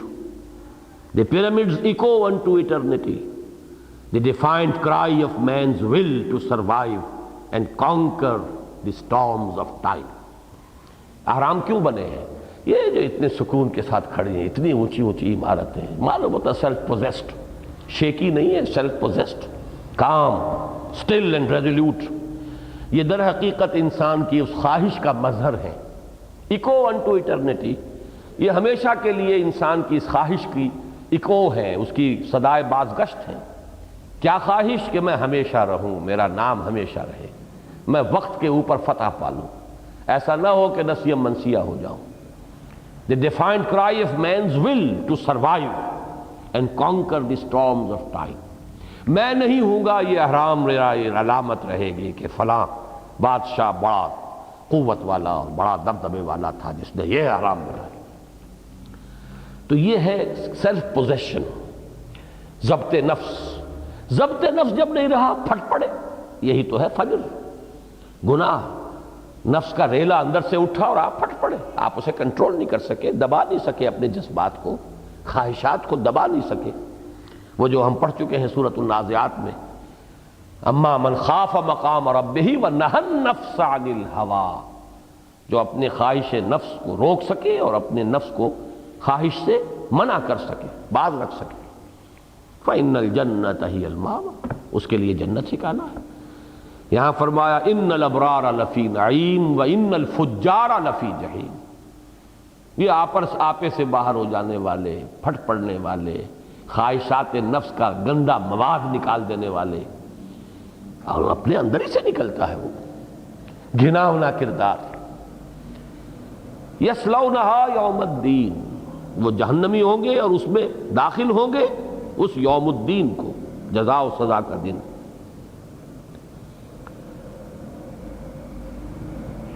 وما ہم عنہا بغائبین، اور پھر وہ اس سے غائب ہونے والے نہیں ہوں گے۔ کہیں کہا گیا مخرجین، وہ وہاں سے پھر نکل نہیں جائیں گے، نکالے نہیں جائیں گے، نکلنے کا کوئی سوال نہیں۔ وما ہم عنہا بغائبین وما ادراک ما یوم الدین، اور تم نے کیا سمجھا کیا ہے وہ قیامت کا دن، کیا ہے وہ جزا و سزا کا دن، کیا ہے وہ بدلے کا دن۔ ثم ما ادراک ما یوم الدین، پھر سوچو تم نے کیا سمجھا، اس کی حقیقت تم پر منکشف ہوئی یا نہیں؟ محض زبان سے اقرار کر لیا ہے، تم نے سمجھا بھی ہے وہ دن جو ہے، دین کا دن، یوم الدین، جزا و سزا کا بدلے کا دن کیا ہے؟ اب ذرا نوٹ کیجئے، اس طرح دو مرتبہ جھنجھوڑ کر سوال کر کے، وما ادراک ما یوم الدین ثم ما ادراک ما یوم الدین، اس کی حقیقت کون سی واضح کی؟ یوم لا تملک نفس لنفس شیئا والامر یومئذ للہ۔ اس دن کی یوں تو بہت سی تعبیریں ہوئی ہیں، یوم یقوم الناس لرب العالمین، یوم یقوم الروح والملائکۃ صفا لا یتکلمون الا من اذن له الرحمن وقال صوابا۔ لیکن یہاں کون سی حقیقت کو لائے؟ جس دن کوئی جان اختیار نہیں رکھے گی کسی جان کے لیے۔ تملکو، ملک یملکو، کسی شے کا مالک ہونا، مختار ہونا، اختیار ہاتھ میں ہونا۔ لا تملک نفس لنفس شیئا، شیئا میں نفی ہے، کیٹیگوریکل نفی ہے، کچھ بھی اختیار حاصل نہیں ہوگا کسی کو کسی کے بارے میں۔ یہ کس شے کی نفی ہوئی نوٹ کیا آپ نے؟ شفاعت باطلہ کی نفی۔ اب وہ میں نے جو 3 ہیڈنگ بنائے تھے وہ نوٹ کیا آپ نے؟ سب سے پہلے قیامت کا انکار چٹا، چاہے وہ ویسے انکار محض ہے، چاہے یہ کہ ناممکن بتایا جا رہا ہے۔ نمبر 2، ہاں ہے تو صحیح بات، تو کچھ عقل میں تو آتی ہے لیکن دل ٹھکتا نہیں۔ تیسری ہیڈنگ، ماننا لیکن نہ ماننے کے درجے۔ اب اس کے اندر جو شکلیں آئی تھی اس میں سب سے زیادہ نمایاں شفاعت باطلہ، اور سب سے زیادہ سٹل اور خفی وہ ہے ما غرک بربک الکریم۔ وہاں سے شروع کیا اس صورت کو، اس پر ختم کیا۔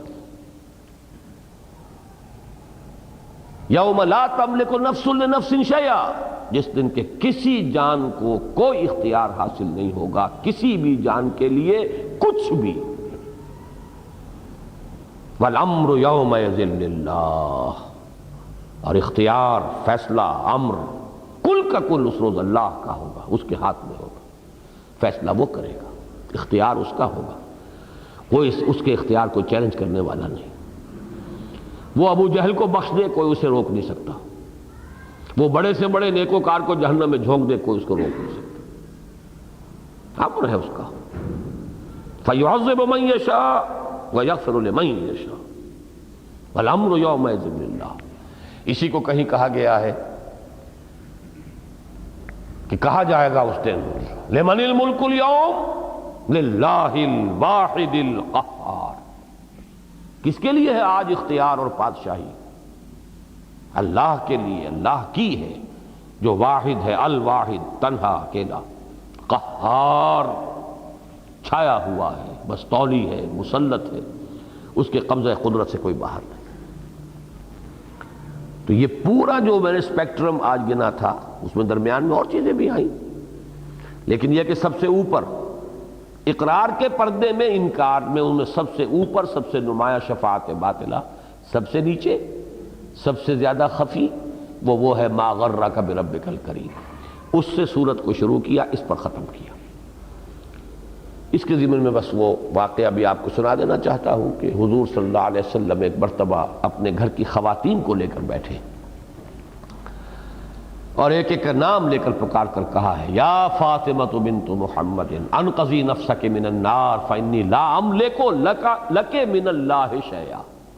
وہ اس آیت کا سمجھیے کہ صحیح اس کی تعبیر، اے فاطمہ محمد کی لخت جگر، خود بچاؤ اپنے آپ کو آگ سے، نکالو اپنے آپ کو آگ سے، بچاؤ اپنے آپ کو جہنم سے۔ تمہارا اپنا عمل ہوگا، تمہارا اپنا ایمان، تمہارا اپنا عمل۔ فَإِنِّي لَا أَمْلِكُ لَكَ مِنَ اللَّهِ شَيْئًا، اس لیے کہ مجھے تمہارے بارے میں اللہ کے ہاں یا اللہ کے مقابلے میں اللہ کی پکڑ سے بچانے میں کوئی اختیار حاصل نہیں ہوگا۔ أَمْلِكُ لَكَ مِنَ اللَّهِ،